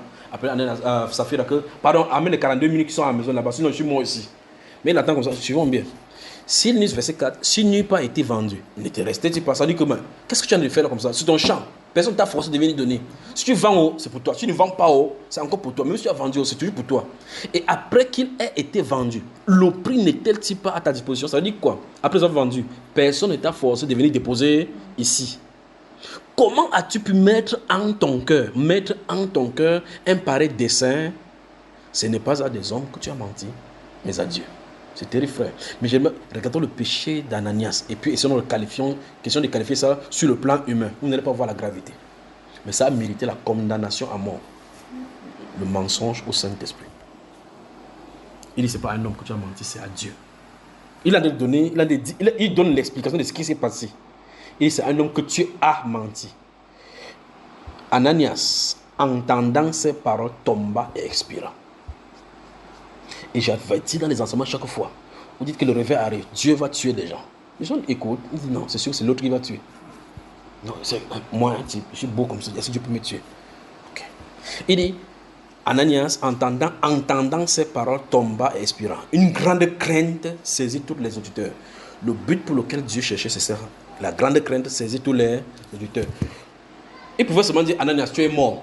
Ananias tombe là l'esprit, personne ne sait. Mais il a donné toutes ces explications pour que les gens sachent, quand l'ascension arrive, le pourquoi c'est arrivé ainsi. Les jeunes gens s'étant levés, l'enveloppaient, l'emportaient et l'ensevelirent. On n'a pas demandé c'est un pot funèbre. On n'a pas déclaré à la mairie qu'il est mort, qu'il y a un cadavre ici. L'église qui tue les gens. Mais là, ça tombe ici, on va dire que l'église égale, les gens meurent là-bas chaque jour. C'est sûr qu'il a donné au diable. En tout cas, peut-être Pierre était les francs-maçons, pas vrai, frère? En tout cas, ça arrive. Quand ça arrive, je vais prier Dieu qu'il ne meure pas dans ma présence. Que quand je parle, il peut avoir pas d'erreur, il meurt. On dit qu'il n'était pas là. Les jeunes gens qui s'étant levés, l'enveloppaient, l'emportaient et l'ensevelirent. Une fois de plus, je veux qu'on reste ici, frère.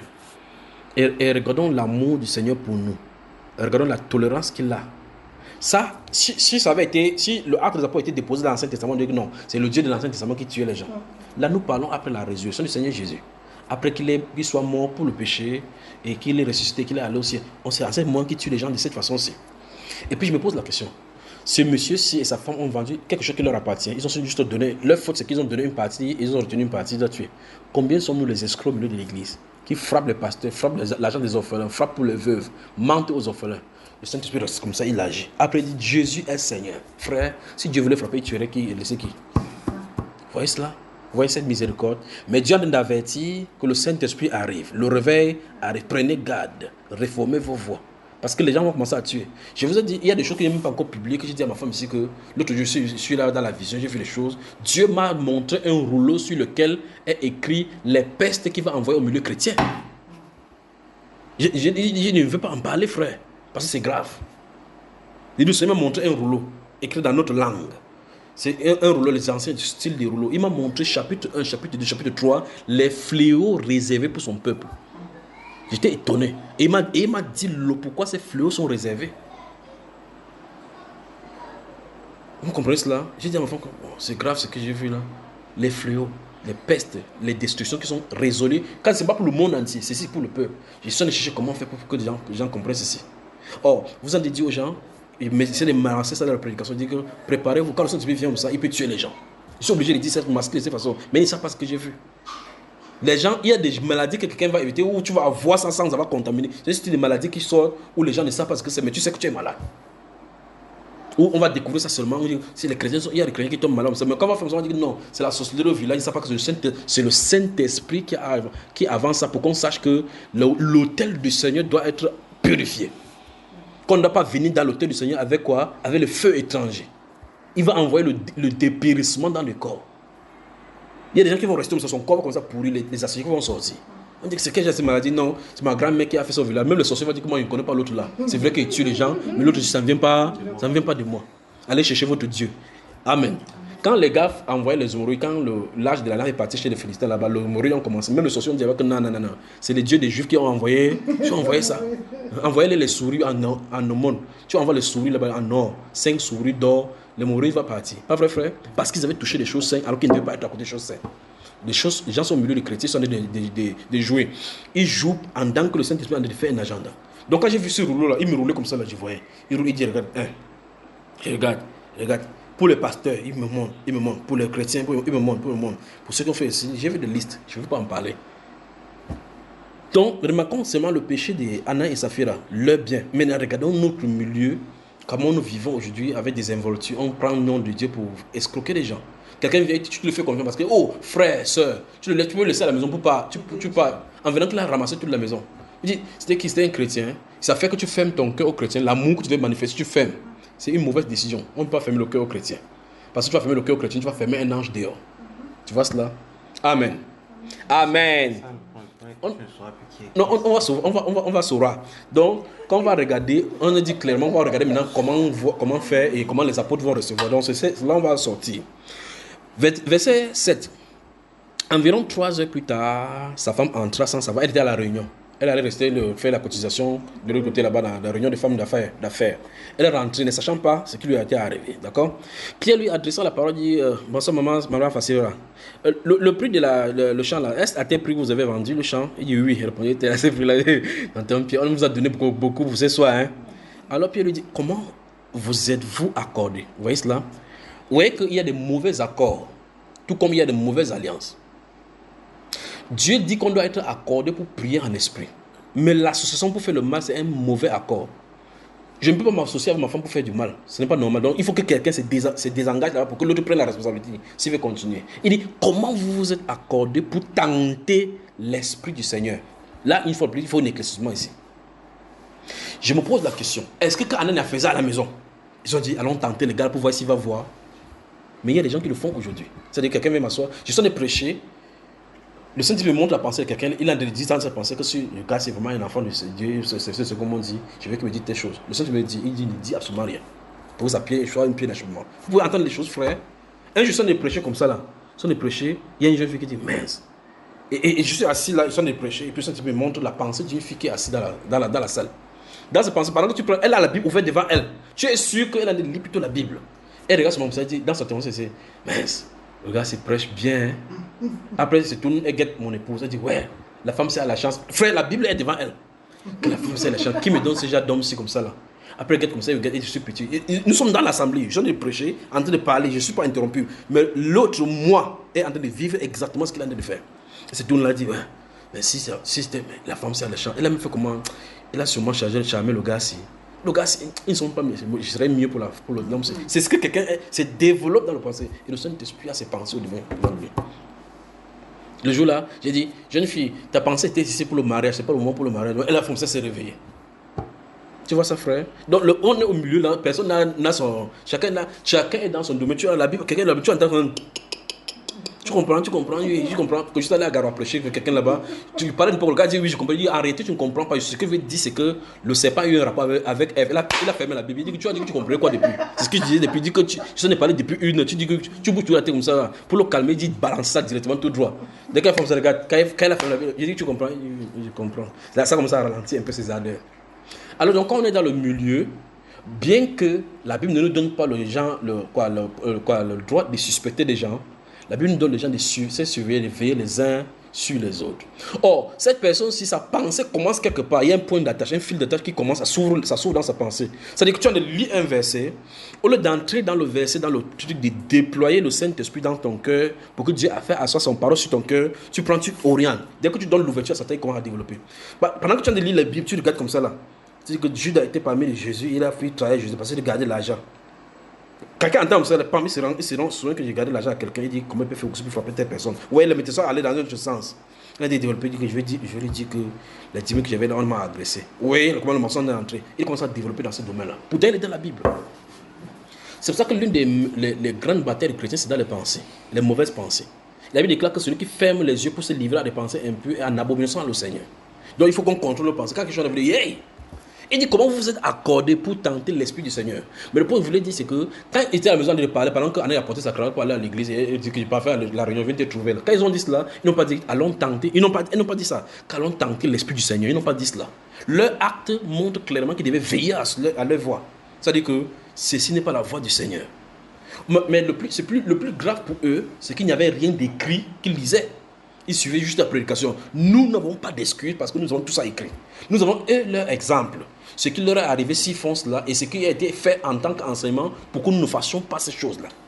Donc nous sommes irréprochables devant le Seigneur en disant que non, Seigneur, je n'ai rien fait. Alors ce sera la Bible. On n'a pas de choix maintenant. Amen. Alors Pierre lui dit, verset 9, comment vous vous êtes accordé pour tenter l'Esprit du Seigneur? Voici ceux qui ont enseveli ton mari sont à la porte et ils t'emporteront. Donc il y a des services, il y a des jeunes là qui avaient la vigueur pour enterrer les gens. Au même instant, elle tomba au pied de la porte et expira. Les jeunes gens étant entrés la trouvèrent morte et l'emportèrent et l'ensevelièrent auprès de son mari. Une grande crainte s'appara de toute l'assemblée et de tous ceux qui apprirent ces choses. On y va? Que Dieu vous bénisse. Voilà. Alors, chapitre 6 maintenant. On peut y aller. Chapitre 6. En ce temps-là, gardez-vous à l'esprit que j'ai dit tout à l'heure que lorsqu'on a fini le chapitre 4, le chapitre 5 commence par mai. Et dès ces mai-là, on a commencé à voir comment les gens entendent l'Esprit du Seigneur. Il y a eu des morts. Verset 6 maintenant, chapitre 6 maintenant. En ce temps-là, le nombre des disciples augmentant, les hellénistes murmuraient contre les Hébreux. Oui, les murmures ont commencé. Parce que les gens... C'est pour ça que quand vous avez toujours des grands milieux, il y aura toujours des murmures, des comparaisons, des jalousies. Tu ne peux pas empêcher cela. Tu ne peux pas empêcher parce que c'est la nature humaine. Quand tu vas être comme ta femme sourit là, elle va entrer quelque part sourire. Quelqu'un va rester tranquille là-bas. Tu n'as pas de problème avec la personne. Tu dis qu'elle aime trop monter ses dents comme ça parce qu'elle est bien, non? Est-ce qu'elle sait comment elle souffre? Pas vrai, frère? Elle ne lui a rien fait. L'autre a dit, elle aime trop rire. Tu ne peux pas empêcher ses pensées. Tu ne peux pas. Mais Jésus lui-même est resté un jour comme ça là. Il a demandé le compte rendu de ce que les gens pensent de lui, pas vrai, frère? Qu'est-ce que les gens pensent de moi? Quelqu'un dit, on dit que tu étais mort ressuscité. Que tu es Jérémie, l'ancien prophète qui est mort là-bas. Tu as le compte rendu qu'on disait de lui. Donc, s'il n'a pas posé la question là, personne n'aurait su ce que les gens pensaient de lui.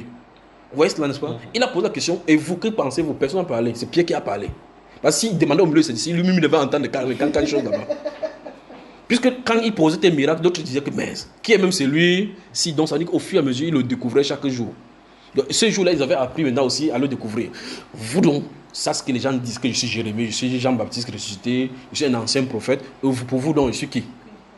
Il dit, tu es le Fils de Dieu, le Christ. Il dit que ce n'est pas la chair qui t'ont révélé, non pas pour vous révéler. Donc Pierre seul avait la révélation de qui il était. Les autres là, pouvaient faire que ce soit. C'est ça que Thomas pouvait dire, tant que je ne vois pas, je ne crois pas, parce que c'est le Fils de Dieu, tu dois croire qu'il est là comme ça. Tu vois? Donc c'est pour dire quoi dans ces exemples? C'est que les gens auront des opinions de toi qui sont diverses. Si je te fie à l'opinion, c'est pour ça que la Bible déclare que Jésus ne te fiait pas sur le témoignage des hommes, parce qu'il connaissait qui était en eux. Puisque depuis Jérusalem, quand il est entré dedans, on dit béni soit celui qui veut au nom du Seigneur. Quand on le tuait là-bas, les gens étaient encore là-bas. La population ne pouvait pas sortir pour aller se mettre en exemple. Mais quand on a dit qu'on laisse Barnabas, on dit que crucifie. Même les gens à qui il a fait le miracle de manger le pain, ils disent quel miracle fait de manger. Alors qu'ils ont mangé le pain, ils ont été rassasiés. Hier, pour eux, ça n'a même pas fait 2 jours, c'est hier. Donc l'homme est comme ça. Quand tu as su cela, quand tu as compris cela, que quelqu'un qui est à côté de toi, qui peut être ton grand ami, peut te poignarder au dos, tu ne te confies pas à un homme. Tu ne fais pas confiance aux hommes. Il a dit que méfie-toi aux hommes, même celui sur qui tu as la poitrine. Parce que le cœur de l'homme est méchant. Ça peut le prendre un jour comme ça là. Tu vois que mais c'est celui avec qui il dort, on s'est dit oui. Tu me suis ça, frère? Il y a un frère qui regardait dans son assemblée. Il regardait les paroles qui n'allaient pas au-dessus. En écoutant les enseignements, il voyait que les choses ne vont pas. Il va voir un autre pasteur, il vient dire que frère, tu vois pas que tout va pas bien. Il dit que je suis d'accord avec toi. Après, il se concerne maintenant qu'allons voir dans le grand pasteur. Il parle là-bas, il dit que le grand pasteur dit qu'il y a quoi? Il parle, il dit qu'est-ce que tu as dit? Il ne connaît pas. Il est à côté là, il ne parle pas. Donc, il s'est donné à regarder, c'est que mince.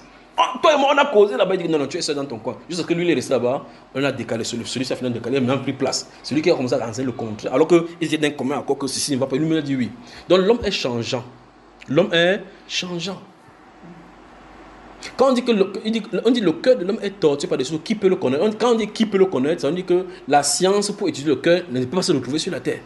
Tu ne peux pas écouter. Parce qu'en réalité, le cœur n'est pas seulement cet organe-là. Le cœur, c'est l'âme tout entière de la personne. Or, l'âme tout entière de la personne, il y en a des passions, des différents combats qui se trouvent à l'intérieur. Il y a des passions dans ton cœur qui sont liées seulement à la nouvelle technologie qui va venir. C'est quand la technologie devient que la vraie passion là s'élève. C'est un peu comme quelqu'un qui est pauvre. Tu le vois, il est gentil, il est pauvre, il est pauvre, il est pauvre. Tu te dis, ah, celui-ci n'aime pas le monde, il n'aime pas le monde. S'il va aller au monde pour aller jouer à la vie, il joue avec quoi? Il dit, non, j'aime le type là, le gars là, il ne dérange pas. S'il veut déranger, ok, s'il dit qu'il va aller aussi dans une boîte de nuit, on dit qu'on paye 5 000 pour entrer, il n'a pas 5 000. C'est pour ça qu'il ne part pas. Et puis tu vois, l'argent entre comme ça, tant. Tu entends que quand il vient en boîte, Il dit que tout le monde qui n'a pas d'argent ici est entré. Je dis, mais qu'est-ce qu'il est devenu? C'est pas qu'il est devenu. Il était comme ça, c'était en état d'attente seulement. Il attend seulement que tu nourrisses là. Un peu comme une semence qui est là, ça attend seulement qu'on arrose. Quand tu arroses, sa vraie nature sort. Comment tu vas te fâcher qu'il n'y a pas d'herbe ici? Comment vous arrosez, ça sort. Donc il y a des gens que tu donnes l'argent, tu vois ton vrai visage.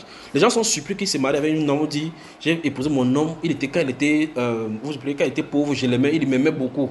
Il aimait beaucoup, mais il était à l'intérieur là-bas, c'était le sorrow. Sorrow, c'est en anglais ça. Le sorrow, il avait la peine à l'intérieur parce que il ne peut pas faire. Quand l'argent entre, il commence à dire, c'est pas mon niveau ici là. C'est pas mon niveau. Je regarde, Mami Nyanga avec les fesses comme les Toyota Starlet, c'est eux là maintenant. Pourquoi? Parce qu'il avait toujours ce goût-là, mais il ne peut pas s'aventurer parce qu'il part là-bas, ça coûte cher. On va dire que le string c'est 30 000, il a 30 000 pour donner. Il dit, mieux, je laisse ma vie Mami Nyanga. Tu comprends mon frère?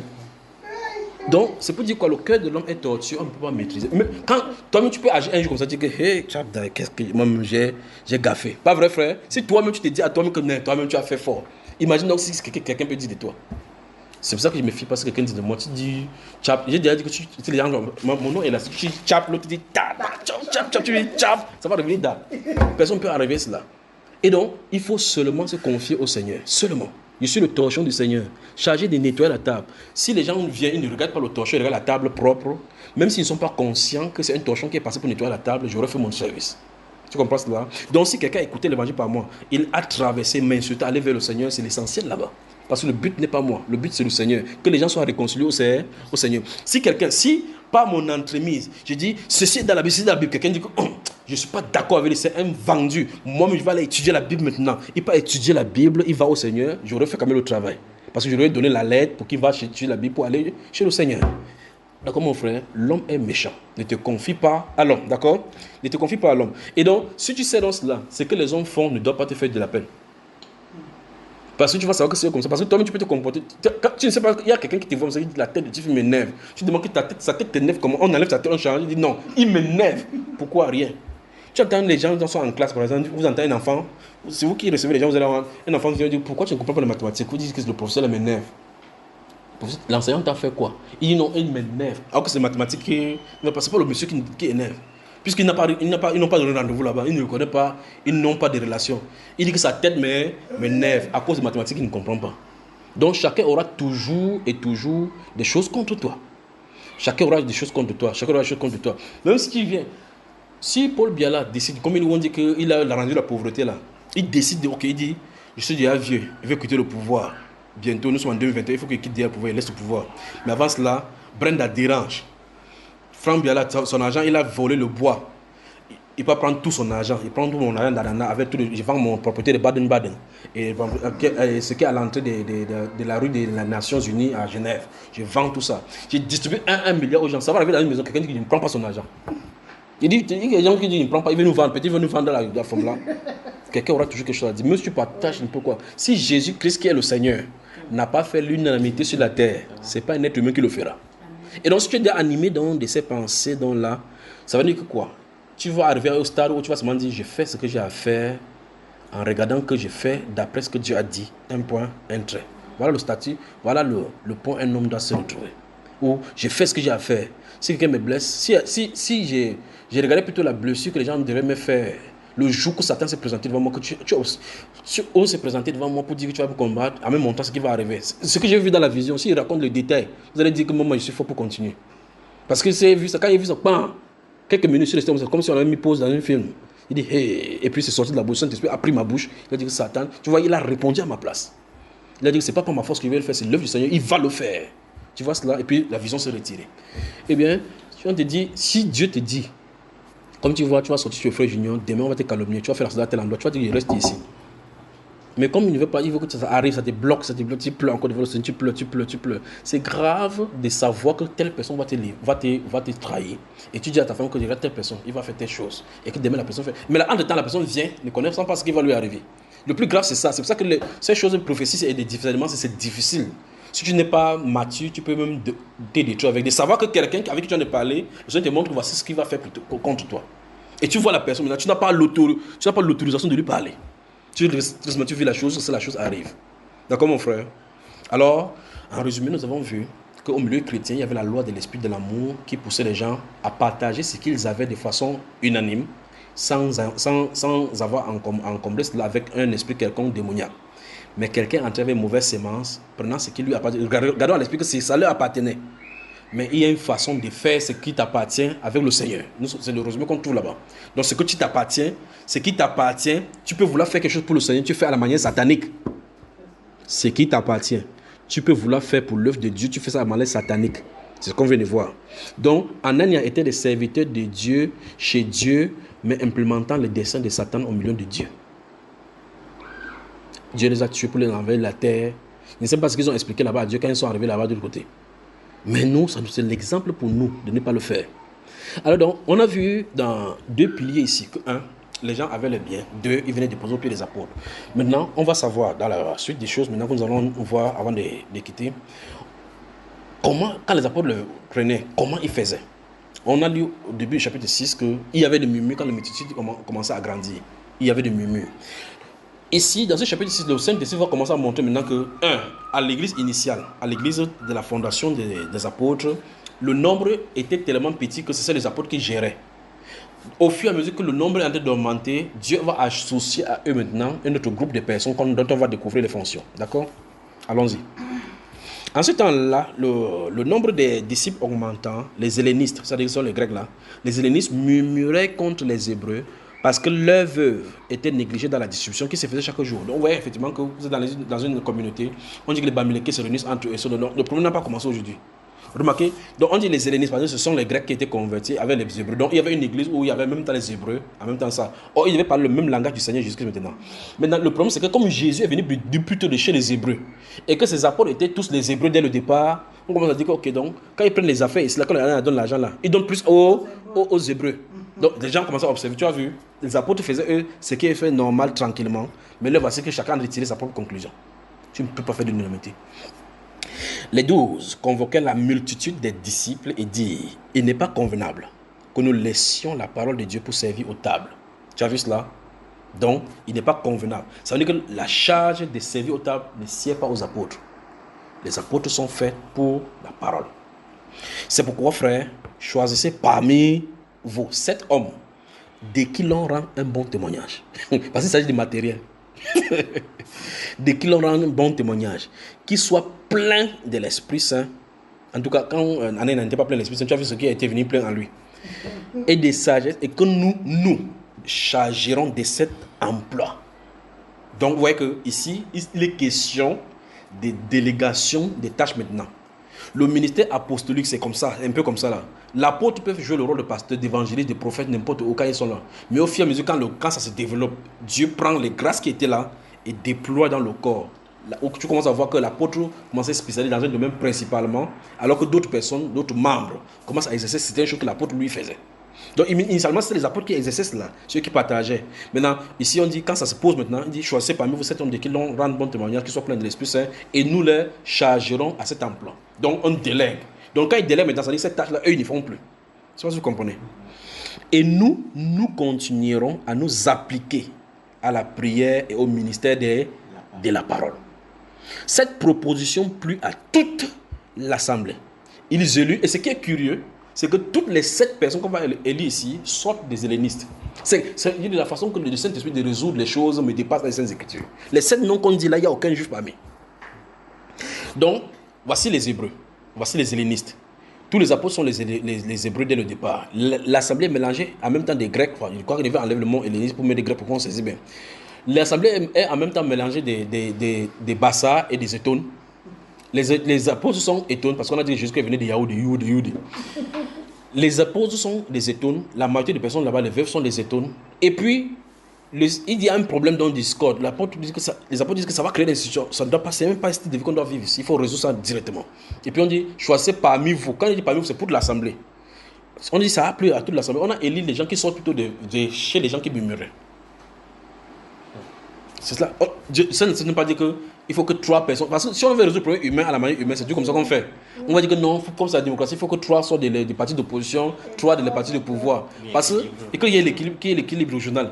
Parce que si tu ne fais pas comme ça, on va dire que tu ne peux pas être en même temps juif et parti. Parce que si les apôtres sont juifs, les hellénistes, les veuves dont on a parlé, ceux qui murmurent sont les hellénistes et que les veuves qui sont avantagées sont les juifs, on va dire que non, si vous choisissez parmi les juifs là-bas, mais le Saint-Esprit fait sortir là-bas. Maintenant, ceux qu'on choisit, ils ne disent pas que quand les gens distribuent, si vous avez plus le temps, vous les veuves des Hébreux, vous avez eu le temps de on va aussi donner aux siens, aux nôtres maintenant. Frères, ils agissaient, c'est ce qu'on a dit, on rend bon témoignage. Ils sont pleins de l'esprit et de sagesse. Ils doivent s'appliquer là-bas. Donc quand ils viennent dans la tâche, ils ne servent pas parce que tu es de sa tribu. Ils ne servent pas parce que tu appartiens à son ethnie. Ils servent le Seigneur.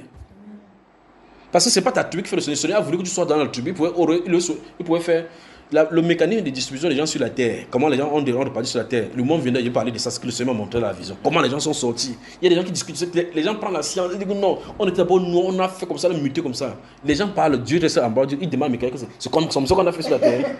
Donc les gens font sur la terre parce qu'ils ont les prix Nobel, des trucs là-bas. Le Créateur est supplique. Mais ceux-ci font sur le don les diplômes comme ça. Est-ce que c'est moi comme ça que j'ai fait? Que Dieu nous vienne en aide. Alors, cette promotion plut à toute l'église, verset 5, à toute l'assemblée, ils élus Étienne, homme plein de foi et de l'Esprit Saint, Philippe, Procor, Nicanor, Timon, Parménas et Nicolas, prosélytes d'Antioche. Tu vois, les sept sont les Grecs. Il les présentait aux apôtres qui, après avoir prié, leur imposaient les mains. Donc, quand il impose les mains, la personne entre dans sa charge par le Saint-Esprit. La parole du Seigneur se répandait de plus en plus.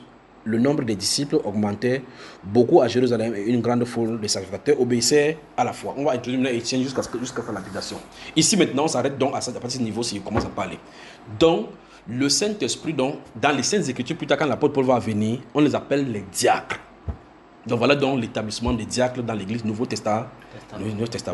Donc les diacres sont chargés à la manifestation, la collecte et la distribution de dons de l'Église. Tu vois que les fondations sont positionnées. Aujourd'hui, le pasteur met son diacre en disant que je te fais confiance. Si tu demandes l'argent, tu donnes. C'est la pensée de nous aujourd'hui. La pensée initiale d'installer les Juifs, d'après leur pensée du Nouveau Testament, c'est pour faire la distribution aux membres de l'Assemblée. Parce que eux qui connaissent les besoins des gens, ils sont plus proches du peuple. Parce que, remarque bien, ils sont sortis du milieu du peuple. Tu vois ça? Le peuple les a choisis, ils sont sortis du milieu du peuple à cet âge parce qu'ils connaissent les besoins. Ils peuvent facilement aller vers le banc. Quel est ton problème? Après, quand ils se réunissent en comité, ils disent il y a telle personne qui a tel problème, il y a telle personne qui a tel problème. Ils le fassent maintenant. Quand les choses viennent vers les apôtres, on dépose vers les apôtres, ils disent vous les diacres, voici les choses qu'on a déposées. Si l'apôtre aussi a un problème, il dit s'il vous plaît, les diacres, j'ai besoin de telle chose pour voyager à tel endroit, on le donne. Tu comprends ça, frère? Voilà c'est simplement comment l'Église fait. Mais aujourd'hui, comme l'Église est devenue une association religieuse, on dit règlement intérieur, président de l'association, le pasteur principal, plus principal que tout le principal même de l'église, secrétaire au compte, madame le pasteur principal, pasteur des pastrices de toutes les femmes, sous-secrétaire au compte, comme notre deuxième secrétaire, l'enfant, le premier fils de Nessie, je ne suis pas là, celui qui a droit à sa nature. Pas vrai, frère? Véritable empire familial, pas vrai? Et donc maintenant, il fait quoi? Il dit que non, diacre, le problème d'argent, non. Qui? Il ne peut pas mettre quelqu'un qui ne connaît pas. Non, donc il reste comme ça chez lui. Il réfléchit que qui peut même gérer le compte là et tu remarques qu'on dit qui peut me gérer le compte. Finalement, ça devient maintenant l'histoire d'une personne. Pourtant, la Bible parle des comités. Donc les décisionnaires sont en groupe, pas une personne. Et donc maintenant, il faut maintenant le compte bancaire qui a le droit de signature de décaisser l'argent. On dit le diacre avec le pasteur. Tu vois cela? On dit quand il y a l'argent, besoin d'argent, il dit j'ai besoin d'argent, là-bas, il fait comme ça pour moi. Après, il dit que non, on ne veut pas. Il y a des gens qui comptent de l'argent dans les assemblées, que si elles ouvrent la bouche, elles parlent. L'argent qu'ils font, l'argent qu'ils déclarent, ils ne disent pas ce qui se passe. Il y a des comptes en parallèle qu'on fait en parallèle qui s'arrangent entre eux. Que des choses que je te dis que le Seigneur m'a montré. Je ne peux pas dire c'est 10 maintenant vous allez tomber des nues. Tu comprends ça, frère? Mais je dis, ce que je te dis, c'est que les gens ont pris les normes bibliques, ils ont transformé à leurs normes, ils font les choses pour faire le business. Mais la norme biblique, la façon biblique de faire, c'est ça. Ça veut dire que normalement, au milieu de nous, voilà comment ça doit se passer. On regarde les gens qui sont intègres. Des gens pour qui tu peux donner l'argent et que ça ne souffre d'aucune manière. Ça ne veut pas dire nécessairement que ce soit les gens qui sont suffisants dans l'argent. Quelqu'un peut être dans la pauvreté, garde l'argent de quelqu'un, ça ne lui dérange pas parce qu'il n'est pas épris du matériel. Tu vois cela? Parce que les conditions de cette personne qu'on a déployée ici, il n'y a pas de conditions que la personne travaille. Il n'y a pas de conditions là-bas. On n'a pas dit que telle personne travaille. En tout cas, ça ne fait même pas partie des conditions. La condition est d'ordre spirituel. Qu'il soit plein de sagesse, qu'il reçoit un bon témoin que je le connais, non, c'est quelqu'un qui est bien. Il y a des gens comme on le connaît là maintenant, que tu comprends maintenant que tu peux donner quelque chose de responsabilité. Même à distance, tu vas dire que ne passe pas si elle mon entreprise, ne passe même pas là-bas. Pas vrai, frère? Parce que tu vas corrompre le ministre, comme il m'a vu ensemble, c'est moi qui l'ai envoyé. Pas vrai? Alors, donc quand tu vois, les choses qu'il y a ici. Maintenant, tu vas voir les gens qui vont dire, tu vas voir conditions à remplir pour faire partie du comité d'organisation de l'église, la sainteté du dernier jour. Il faut être ami, pasteur et autres là-bas. Voilà comment les conditions. Mais les conditions, c'est être rempli du Saint-Esprit. Être plein de sagesse, avoir un bon témoignage. Mais on ne cherche pas ça. Si tu travailles où? Je suis cadre à Eneo, cadre. Il ne peut pas se renseigner. Les cadres touchent combien? 1,2 million. Mets-le ancien, vice-ancien. Tu m'entends ça, frère? C'est terrible. Oh, on a des travaux dans l'œuvre. On dit comme ça, c'est grave. On a des travaux à l'œuvre du Seigneur. L'œuvre du Seigneur. L'œuvre pour laquelle il est venu, il est mort à la croix pour verser son sang. Et c'est cette œuvre-là que ce sont des âmes pour lesquelles le Seigneur est mort, qu'on met les gens pour que les gens meurent. Et par conséquent, comme les francs-maçons et Satan savent ces choses-là, ils envoient donc les gens qui sont pleins d'argent au milieu de l'église. Et petit à petit, ils commencent à coiffer. À un moment donné, ça sort maintenant au niveau des. Vous appelez comment ils appellent ça, le comité directeur de l'église. Il commence maintenant avec son argent à orienter l'église vers où il veut. Subitement, le pasteur entre dans la franc-maçonnerie. En dedans, vous ne savez pas. Il vient maintenant commencer à donner les choses maintenant. Après, on le dit maintenant, Satan peut lui dire maintenant que dans la communion que tu vas faire, on va mettre tes choses. Chacun vient maintenant, je ne vais pas servir le Seigneur à la communion, pas prendre. Chacun doit vérifier où il se trouve. Comprends, frère? On est là. Donc c'est pour ça qu'il faut vérifier les choses selon les Écritures. On dit que les 7 personnes qu'on a nommées ici, qu'on a choisies, qu'on a mis ici, on n'a pas demandé que celui-là habite où, il a déjà travaillé, quoi, il est cadre de quelle église. On dit que les conditions qu'il doit respecter, il doit être recevoir le bon témoignage, il doit être. Et maintenant, plus tard, les 19 conditions vont sortir là-bas. Pour le diacre, pour les évêques, et ainsi de suite. Dans toutes ces conditions, on n'a pas dit qu'il travaille, qu'il ait de l'argent, bon salaire ou au-dessus. Il doit avoir des bons témoignages surtout et le Saint-Esprit. D'accord, mon frère? Romains. Merci de m'écouter avec attention. Romains chapitre 12. Romains chapitre 12. Je me sens bien, hein? Vous vous sentez bien aussi? Un peu, donc ça vient. Verset 3. Par la grâce qui m'a été donnée, j'ai dit à chacun de vous de n'avoir pas de lui-même une trop haute opinion, mais de revêtir des sentiments modestes selon la mesure de foi que Dieu a départie à chacun. Donc, Seigneur, donne-moi la foi comme l'apôtre Pierre. C'était pour l'apôtre Pierre. Il va être comme l'apôtre Paul. Dieu a départi à chacun. Je ne sais pas comment Dieu a les mesures de foi là. Bon.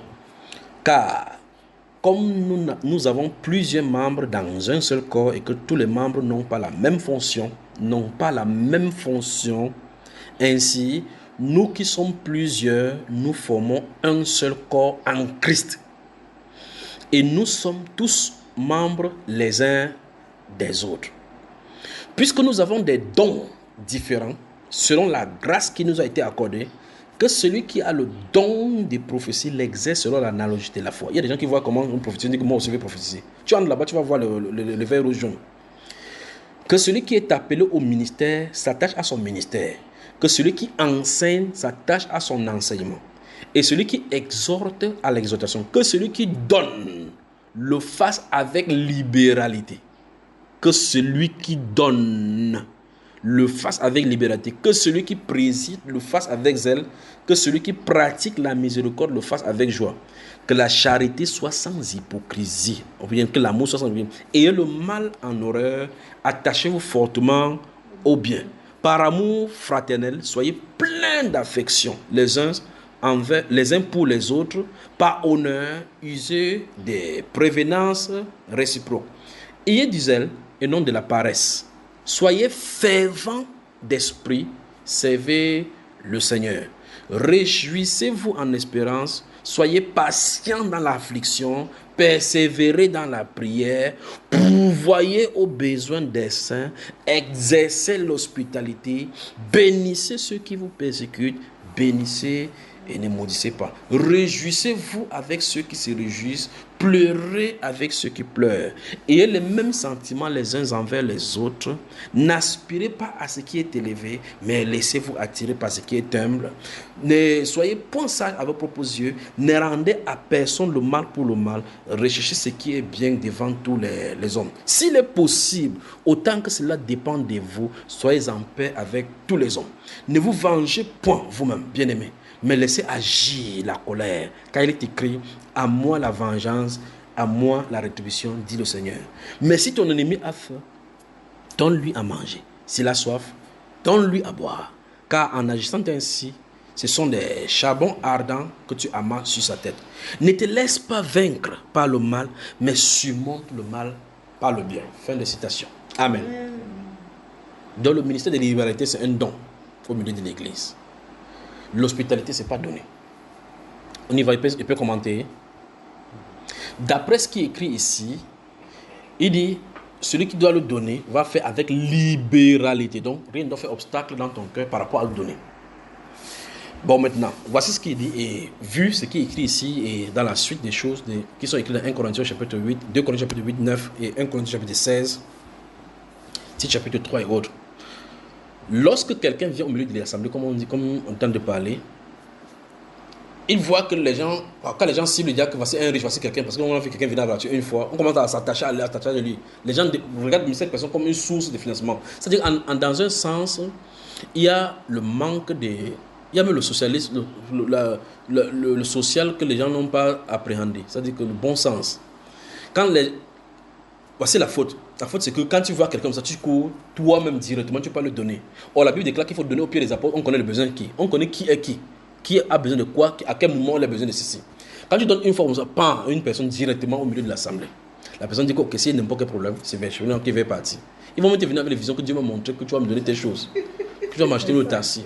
Est-ce que tu comprends? Pourquoi? Parce que sa foi n'est plus portée sur le Seigneur maintenant, c'est sur toi.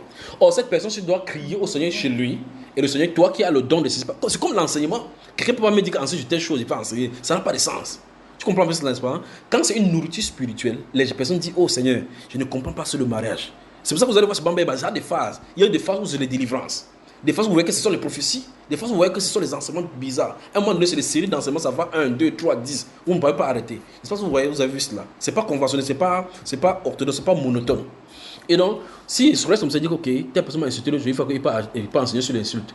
Je vais rester comme ça en prêchant selon les volontés des hommes. Tu vois cela? Je m'assois là juste parce qu'il attend que tu veux dire sur le monde de faire telle chose. Je vois ça prêcher là-dessus. Et c'est la nourriture de quelqu'un qui dit en train de susciter, de répondre comme ça, c'est sa question à lui. Et donc, vous remarquez que si tu dis, il dit, ici on prend le cadre de l'enseignement pour revenir dans le cadre de la liberté. C'est ainsi le don du Seigneur. Dieu suscite un don parce qu'il y a un besoin. Et s'il y a un besoin quelque part, il y a des gens qui dont leur âme, ils ont réclamé ça devant le Seigneur. Et Dieu suscite ça pour que ça comble la vie de ces personnes. Or, la faute, c'est que si tu vas vers les personnes comme ça, distribuer le don, ça ne sera plus un don donné à la manière libérale. Ça va te faire que tu seras élevé au sommet par le donateur de dons qui sera vu. La personne va venir vers toi maintenant, pas pour compter sur le Seigneur, mais il faut un peu comme un Seigneur. Fait que le frère tel vient ici, me donne même 10 000. Quand tu viens, Dieu donne 10 000, il dit, hey, Dieu a répondu à ma prière. J'ai prié que le Seigneur va me donner 10 000. Tu dis, ah bon, il donne le Seigneur, mais tu vas se donner. La personne, la manipulation entre en scène. Maintenant, quand c'est fait de telle enseigne que la personne, tu déposes au pied des apôtres, et les diacres princes là, on dit que telle personne a tel problème, on lui donne la personne. Généralement, c'est même bien fait comme ça, pour qu'on ne sait pas de qui ça vient. Parce qu'on ne sait pas de qui ça vient, c'est pour ça que c'est mieux de donner et d'être dans l'anonymat. Tu viens, c'est pour ça qu'il dit dans les enseignements, il dit aux frères qui sont à l'intérieur, je connais, il y a des gens, depuis des années, ils sont les suivis. Il y a des gens qui sont à l'extérieur du pays, qui passent par derrière, ils sont de contacter les frères parce que sur WhatsApp, ils ont eu à échanger, ils sont de faire le business. J'ai dit à mon épouse que laisse-les, quand ça va brûler, quelqu'un tente que frère Junior, j'ai hâte de parler, je dis oui mon frère, j'ai fait le business avec un autre frère là, ça a fait, tu le connais, il dit c'est la dernière fois que tu me parles. Quand tu t'es passé là-bas, tu m'as entendu? Il y a des gens qui utilisent mon nom pour faire. On utilise le nom des Seigneurs pour frapper. On a vu le glas dans la Bible qu'il y a des gens qui prêchent Christ pour motiver, pour faire telle ou telle chose. Tu en penses là? Donc c'est pas parce que tu as dit que Christ, que quelqu'un va, que tout le monde est saint comme toi. Donc il y a des gens qui disent, parce qu'il marche avec le frère Junior, parce qu'on a entendu qu'il a un frère Junior, il passe par derrière pour moi aller le voir. Si quelqu'un veut me demander, je crois que ici, quand nous faisions le revers pour le revers, j'ai parlé d'un frère, j'ai témoigné ici, le frère Eric. C'est un frère parce que je l'ai côtoyé, je travaille avec lui, je sais comment il se comporte, d'une façon irréprochable. J'ai parlé en riant que, mais les autres là, je ne sais même pas. Il faut comme ça, il rit pour que les gens comprennent la gravité de la chose. Je ne devais pas recommander les gens vers les gens en ayant peur. Mais maintenant, quand les gens me demandaient comme ça, que frère, est-ce que je peux trouver telle personne, j'ai réfléchi même pour envoyer quelqu'un là-bas. Je préfère dire que toi, frère, reste ici, on lit la Bible, lisons la Bible, limitons-nous sur la Bible. Par rapport à sa vie sociale, par rapport à sa façon dont il fonctionne, je doute fort qu'il fonctionne comme ça. Or maintenant, si la personne va ici, on marcher avec, il est dans le marché, le frère Junior dit, le frère Junior se comporte bien. S'il marche avec lui, le frère Junior le connaît. Donc je fais avec lui. Ne faites pas ça en appelant mon nom là derrière. Donc si vous prenez les engagements derrière, ne mettez pas mon nom devant. Si quelqu'un, même si tu causes avec quelqu'un et que tu veux vraiment faire quelque chose avec lui, entreprendre avec lui, si vous voulez me demander, je vais dire, ok, si vous avez convenu prends les responsabilités sur tout ce qui pourrait arriver. Mais si pour le frère Eric, comme je dis là maintenant, j'en prends l'entière responsabilité devant le Seigneur. Parce que le témoignage qu'il a, c'est le témoignage de l'esprit. Ça, tu comprends. Mais si quelqu'un veut dire que non, j'ai entendu tel frère au milieu de l'assemblée, il prêche bien, ou bien j'ai entendu telle personne parler, une soeur là, je vais envoyer mon argent, il va me coudre les habits, m'envoyer. Si tu envoies ton argent, il te dit que mon n'est jamais passé ici au pays. C'est ton problème. Donc il ne faut pas qu'après Junior, parce que quand on faisait ça, je n'étais pas là. C'est pas si tu comprends. Donc depuis des années, les gens font le business par derrière, font le business. Après, quand ça va capoter, ils vont dire que frère Junior. Donc si le frère Junior dit que enlève ça de ma bouche, il va envoyer le feu de Saint-Esprit sur leur bouche, pas vrai frère. Alors on prie maintenant.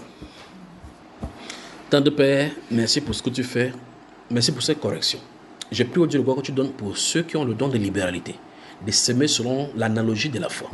Qu'ils fassent au Dieu de gloire ce que la Bible déclare, de déposer au pied des apôtres et que les apôtres soient clairement faits pour distribuer. Seigneur, mais s'il veut faire au Dieu de gloire de façon indépendante, de façon claire pour que les gens reçoivent directement de faire-le au Dieu de gloire au travers de leur vie et préserve-le de tout ce qui pourrait en arriver. J'ai pris au Dieu de gloire, je recommande toute personne qui nous écoute, toute personne au Dieu de gloire qui ait jamais été frustrée par ces moments-ci, Père. Et je prie surtout pour ceux qui sont occupés au milieu de l'église. Tu as dit, tu vas sanctifier ton nom au milieu de ton peuple. Livre-le en spectacle, Père de gloire, et manifeste tous ces désirs afin que ton peuple soit purifié. Donne-nous au Dieu de gloire que l'esprit du matériel, l'esprit de maman quitte du milieu chrétien et que ce soit l'esprit de la croix qui soit au milieu de nous. Que nous t'aimions au Dieu de gloire pour ce que tu es, pas pour ce que tu nous donnes. Donne au Dieu de gloire au libérateur de ton corps, de s'aimer avec justice, de s'aimer avec libéralité, de donner avec fort Père de gloire. Et donne tout aussi à tous ceux dont-là qui viennent dans le corps pour exploiter, pour stocker et pour diriger au Dieu de gloire les gens, les distraire, les dons qui étaient destinés à qui des droits pour faire ce qu'ils doivent faire. Donne-leur au Père de gloire de vivre dans l'intégrité. J'ai prié au Dieu de gloire que tu pardonnes les uns et les autres. Pardonne-nous au Dieu de gloire parce que certainement nous n'avons pas marché dans la liberté comme tu as voulu. Pardonne-nous, au Dieu de gloire, parce que nous avons frustré certainement des gens dans nos marches. Pardonne-nous, au Dieu de gloire, parce que nous avons, au Dieu de gloire, usé, Père de gloire, des malignités pour pouvoir extorquer des offrandes, extorquer des choses comme beaucoup de prédicateurs le font aujourd'hui. Père de gloire, je porte, au Dieu de gloire, la responsabilité devant de toi pour demander, au Dieu de gloire, que tu daignes pardonner et que ta miséricorde vienne au milieu de ton peuple. Donne-nous, au Dieu de gloire, de comprendre, au Dieu de gloire, la simplicité de la vie chrétienne. Donne-nous, au Père, de montrer, au Dieu de gloire, notre amour avec vérité. Que nous vivions dans l'intégrité, au Dieu. Au nom de Jésus-Christ, nous avons prié. Amen. Amen. Que Dieu vous bénisse. Après nous avoir déposé au pied des apôtres, si l'apôtre s'y prend ça pour faire autre chose, il est responsable devant le Seigneur. Vu qu'il est un dirigeant, il sait ce qu'il attend comme sanction. Si tu ne déposes pas, tu pars toi-même, tu peux le faire. Si ça brûle, tu comprends bien toi-même ce qu'il en est. Que Dieu te bénisse.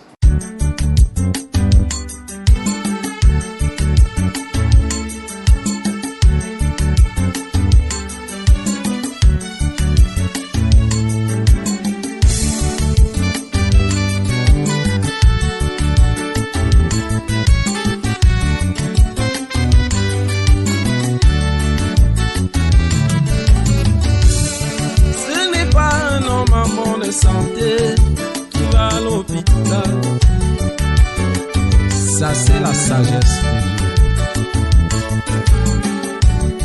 Ce n'est pas un homme en santé qui voit un docteur, c'est celui-là qui se sent malade qui va chez le médecin.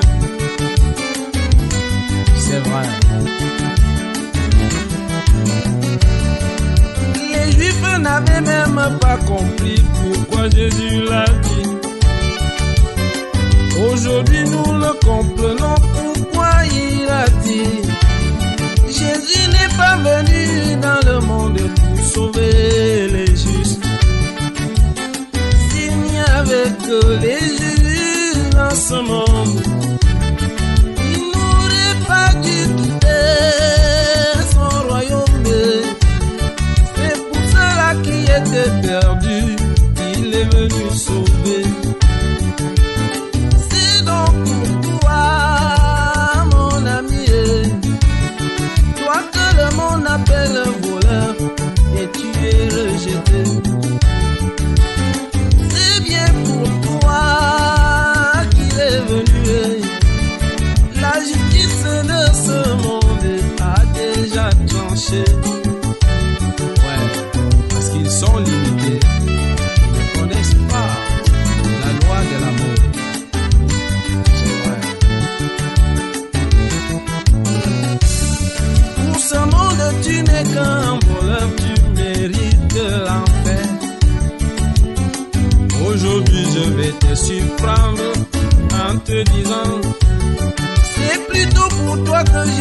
t'a déclaré son amour. C'est bien pour toi qu'il est venu. Il a décidé de changer ta vie aujourd'hui. C'est vrai, rien ne sera plus jamais comme avant, parce que Jésus est fidèle et plein d'amour. Ceux-là même qui t'appellent les voleurs, ils seront perdus. Ceux qui t'ont pris pour un homme rejeté seront jaloux. Rien ne sera plus comme avant dans ta vie. Tu vas devenir un homme heureux, un homme complet. Il te faut un foyer, il va te le donner. Ah ouais, ce n'est pas les foyers où règne l'instabilité dans ce monde. Si c'est le travail, il te faut mon ami. Il va te donner celui qui convient à un élu de Dieu. C'est donc pour toi qu'il est venu. Jésus-Christ est venu dans le monde pour que tu aies la vie, maman.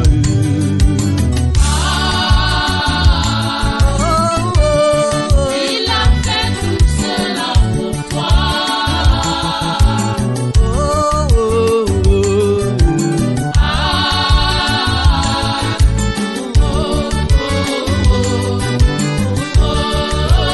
Jésus t'a aimé.